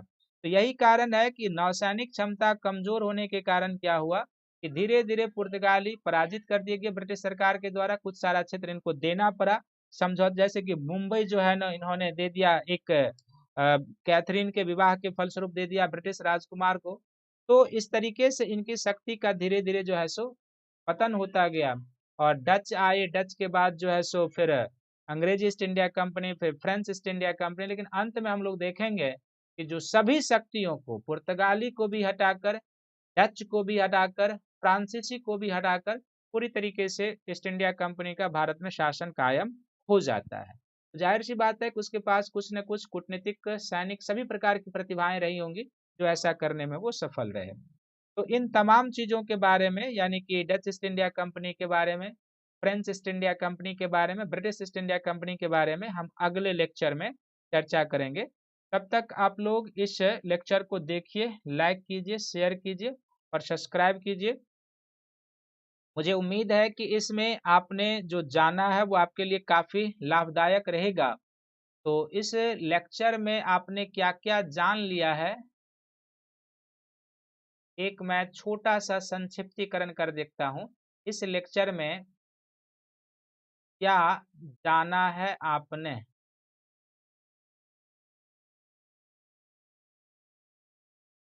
इस लेक्चर में क्या जाना है आपने? तो इस लेक्चर में जो आपने जानकारी प्राप्त की है, सबसे पहले जानकारी आपने प्राप्त की है कि यूरोपियों के आगमन से पहले यूरोपियों के आगमन से पहले यूरोपियों के आगमन से पहले एशिया और यूरोप के बीच व्यापारिक संपर्क। एशिया एवं यूरोप के बीच, एशिया में भारत भी हो गया, एशिया एवं यूरोप के बीच, एशिया एवं यूरोप के बीच व्यापारिक संपर्क कैसा था, किस रास्ते से होता था, ये सब आपने जान लिया है। व्यापारिक संपर्क। दूसरा आपने देखा कि आने की पृष्ठभूमि कैसे, आने की पृष्ठभूमि कैसे बनती है, तो वो आपने देखा है आने की पृष्ठभूमि। तो इस आने की पृष्ठभूमि में 1453 की जो घटना है, कस्तनतुनिया का पतन 1453 की घटना वो, और दूसरा क्या है कि जो भूमध्य सागरीय व्यापार पर जो फ्लोरेंस और जनेवा के व्यापारी सबका नियंत्रण था, भूमध्य सागरीय व्यापार पर इटली के व्यापारियों का नियंत्रण, इटली के व्यापारियों का नियंत्रण। तो इससे क्या समस्याएं हो रही थी, व्यापारियों का नियंत्रण, इससे क्या कठिनाइयां हो रही थी, आपने उसको देखा। और तीसरा देखा कि इसके परिणाम से क्या हुआ कि जो इनको कठिनाइयां हो रही थी, इस कठिनाइयों का परिणाम था कि ये लोग जो स्पेन थे, जो पुर्तगाल थे, भौगोलिक अन्वेषण की ओर बढ़े, भौगोलिक खोज की ओर बढ़े। और भौगोलिक खोज में दो तरीके से, बहुत सारे स्थलीय मार्ग की खोज हुई, बहुत सारे जलीय मार्ग की खोज हुई, स्थलीय मार्ग की खोज हुई, फिर जलीय मार्ग की खोज हुई, जिसमें आपने देखा कि जो केप ऑफ गुड होप है वहां से, और कई देशों की भी खोज हुई। ऐसे ऐसे क्षेत्रों में ये लोग पहुंच गए जहां पर पहले न पहुंचा जा सकता था। तो इन सब के परिणाम से क्या हुआ कि एशिया और यूरोप के बीच एक नए युग की शुरुआत, एशिया और यूरोप के बीच नए युग की सूत्रपात वो। फिर चौथा आपको बताया कि जो भारत के साथ व्यापारिक संपर्क, जो संबंध बढ़ा था, इस दिशा में, यानी कि जो भौगोलिक अन्वेषण हुए थे, तो इस दिशा में स्पेन और पुर्तगाल के लोगों ने ही कदम क्यों उठाया। सबसे पहले स्पेन और पुर्तगाल वासियों ने ही कदम क्यों उठाया, पुर्तगाल वासियों ने ही कदम क्यों उठाया, ये बताया। कदम क्यों उठाया, तो इसके पीछे का कारण आपको बताया क्यों उठाया। पांचवा इसमें आपको बताया कि जब पुर्तगाली भारत आए तो वास्को डिगामा के आने की पृष्ठभूमि कैसे थी, वास्को डिगामा के आने की पृष्ठभूमि कहाँ आया था, किस तरीके से आए। फिर यहाँ पर जब पुर्तगाली आए तो फिर यहाँ पर छठा पॉइंट आपको बताया कि पुर्तगालियों के भारत आने के दो स्पष्ट उद्देश्य थे। वो ऑब्जेक्टिव आपको बताया कि एक तो अरबों से दुश्मनी मोल लिए बिना हिंद महासागरीय व्यापार पर एकाधिकार करना, और दूसरा एशिया के व्यापार पर जो इटली के जनेवा, फ्लोरेंस और जो वेनिस के व्यापारियों का कब्जा, उनके व्यापारिक एकाधिकार को तोड़ना। तो पहले सेक्शन में आपने ये देखा। इसके बाद जो दोनों संस्कृतियों के बीच का अंतर था वो आपको बताया, दोनों संस्कृतियों के बीच का अंतर, दोनों संस्कृतियों दोनों संस्कृतियों के बीच का अंतर क्या था, आपने वो जाना। और दोनों संस्कृतियों के बीच का जो अंतर था, इसी में आपने देखा कि यूरोप किस तरीके से आधुनिकता के दहलीज पर आया था। इसी में आपने देखा कि यूरोप किस प्रकार से, किन किन घटनाओं के परिणाम से आधुनिकता के दहलीज पर आया। फिर अगला पॉइंट आपने देखा कि भारत में पुर्तगाली शक्ति का आगमन और विस्तार, भारत में पुर्तगाली शक्ति का आगमन और विस्तार। तो भारत में जो पुर्तगाली शक्ति का आगमन और विस्तार होता है, इस सेक्शन में आपने क्या क्या देखा है। तो इस सेक्शन में आपने देखा है कि सबसे पहला इसमें आपने देखा कि भारत में पुर्तगाली फैक्ट्री, भारत में पुर्तगाली फैक्ट्री कहाँ कहाँ पर भारत में पुर्तगाली फैक्ट्री लगाई गई, ये आपने देखा। ये बिल्कुल फैक्चुअल सेक्शन पीटी के दृष्टिकोण से महत्वपूर्ण, खासकर स्टेट पीसीएस के दृष्टिकोण से। फिर दूसरा सेक्शन इसमें आपने देखा भारत में प्रमुख पुर्तगाली गवर्नर, भारत में प्रमुख पुर्तगाली गवर्नर, प्रमुख पुर्तगाली गवर्नर। तो भारत में जो 4-5 प्रमुख पुर्तगाली गवर्नर हुए थे और उनके समय की जो प्रमुख घटनाएं घटी थी वो आपने देखा। फिर नेक्स्ट पॉइंट आपने देखा कि जो पुर्तगाली के व्यापारिक मध्य क्या थे, व्यापारिक मध्य क्या थे। व्यापारिक मध्य कहने का अर्थ हुआ कि भारत से किन चीजों का निर्यात करते थे, निर्यात करते थे, किन चीजों का निर्यात करते थे वो। फिर आपने यहाँ देखा कि जो पुर्तगाली हैं उनका प्रभाव क्या था, यानी कि पुर्तगाली जब भारत आए तो पुर्तगाली की क्या देन है, ये भी कह सकते हैं पुर्तगाली का प्रभाव। तो इसके तहत आपने 5 पॉइंट को देखा। और फिर भारत में पुर्तगाली शक्ति के पतन का कारण, भारत में पुर्तगाली पुर्तगाली शक्ति के पतन का कारण, पतन का कारण। तो इस तरीके से आपने इस टॉपिक को देखा। अब इस टॉपिक का जो डच ईस्ट इंडिया कंपनी का भारत में आगमन होता है वो, जो ब्रिटिश ईस्ट इंडिया कंपनी का भारत में आगमन होता है वो, जो फ्रांसीसी ईस्ट इंडिया कंपनी का भारत में आगमन होता है वो, और जो डेनिश ईस्ट इंडिया कंपनी का आगमन होता है, ये जो चार और इनके कंपनी का विस्तार जो होता है, ये चारों टॉपिक जो है अगले जो लेक्चर होगा, अगला लेक्चर में मैं लेकर आऊंगा, अगला लेक्चर में लेकर आऊंगा। तब तक आप इस वीडियो को देखकर अपना नोट्स बना लीजिएगा। और अगला जो चार डच, ब्रिटिश, फ्रांसीसी और डेनिश है, अगले वीडियो में आ जाएगा। और जो आपका उत्तरवर्ती मुगल का छूटा हुआ सेक्शन है वो भी आ जाएगा। तो जब उत्तरवर्ती मुगल वाला सेक्शन आकर प्रीमियर हो जाएगा तो आप उसी पेज में अपने को अपडेट कर लीजिएगा, तो वो कंटिन्यू हो जाएगा। और जहाँ से ये रुका है वहीं से अगला वीडियो शुरू करेंगे तो आपका ये टॉपिक क्लियर हो जाएगा। तो मैं उम्मीद करता हूँ कि जो कॉन्सेप्चुअल और फैक्चुअल दोनों मिश्रित, पहले कॉन्सेप्चुअल बाद में फैक्चुअल, फिर जो एक फॉर्मेटिंग बना दिया आपको क्या क्या पढ़ना है, ये दिमाग में एक माइंड मैप के तहत आपको याद रखना है। तो उम्मीद करता हूँ कि ये लेक्चर आप लोगों को अच्छा लगा होगा। अब आप या आपके मित्रों में से यदि कोई भी अनअकैडमी के जीएस का सब्सक्रिप्शन लेना चाहता है तो यह दो प्रकार का, एक प्लस कोर्स का है और दूसरा क्या है, आइकॉनिक सब्सक्रिप्शन है।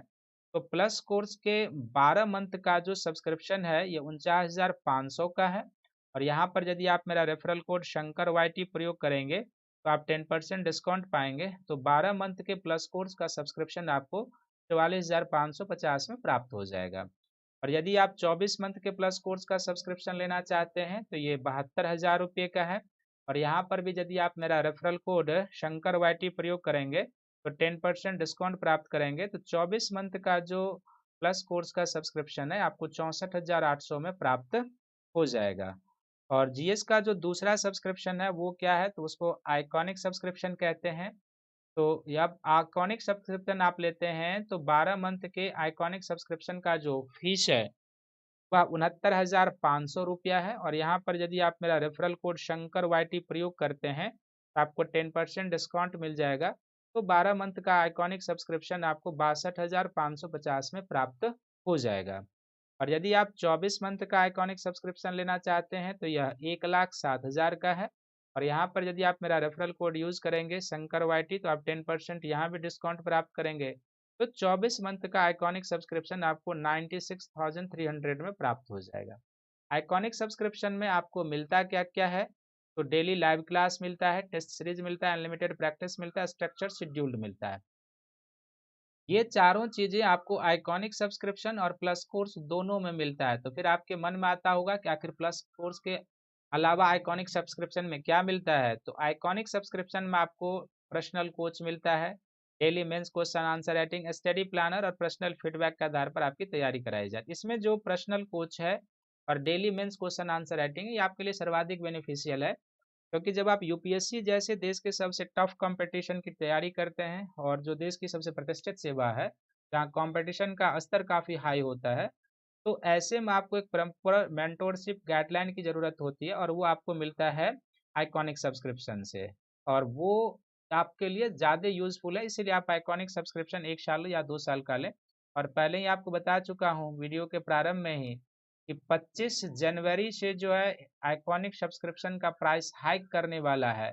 तो आप उससे पहले ले लें तो आपके लिए ज़्यादा यूजफुल होगा और आप इसका बेनिफिट उठा सकते हैं। और जीएस के साथ साथ आप ऑप्शनल पेपर का भी अलग से सब्सक्रिप्शन ले सकते हैं। ऑप्शनल पेपर के 12 मंथ का जो सब्सक्रिप्शन है ये 27,500 का है। और यहाँ पर यदि आप मेरा रेफरल कोड शंकर वाईटी प्रयोग करेंगे तो आप 10% डिस्काउंट को प्राप्त करेंगे। तो 12 मंथ का जो प्लस कोर्स का ऑप्शनल पेपर का सब्सक्रिप्शन है आप 24,750 में प्राप्त कर लेंगे। तो तब तक आप इस वीडियो को देखिए, लाइक कीजिए, शेयर कीजिए, सब्सक्राइब कीजिए और अगले वीडियो में हम आपसे फिर मिलते हैं मॉडर्न इंडिया के लेक्चर 3 में। तब तक अधिक से अधिक लोग इसका बेनिफिट उठाएं। आप कमेंट जरूर कीजिएगा कि क्या आपके जो रिक्वायरमेंट है उसके ऊपर ये वीडियो सब खरा उतरता है या नहीं, और किस प्रकार की आप चीज़ें चाहते हैं, तो मुझे आपके कमेंट का इंतजार रहेगा। तब तक इस वीडियो को देखिए, लाइक कीजिए, शेयर कीजिए, सब्सक्राइब कीजिए अपने ग्रुप में। और सभी को थैंक यू है, धन्यवाद है।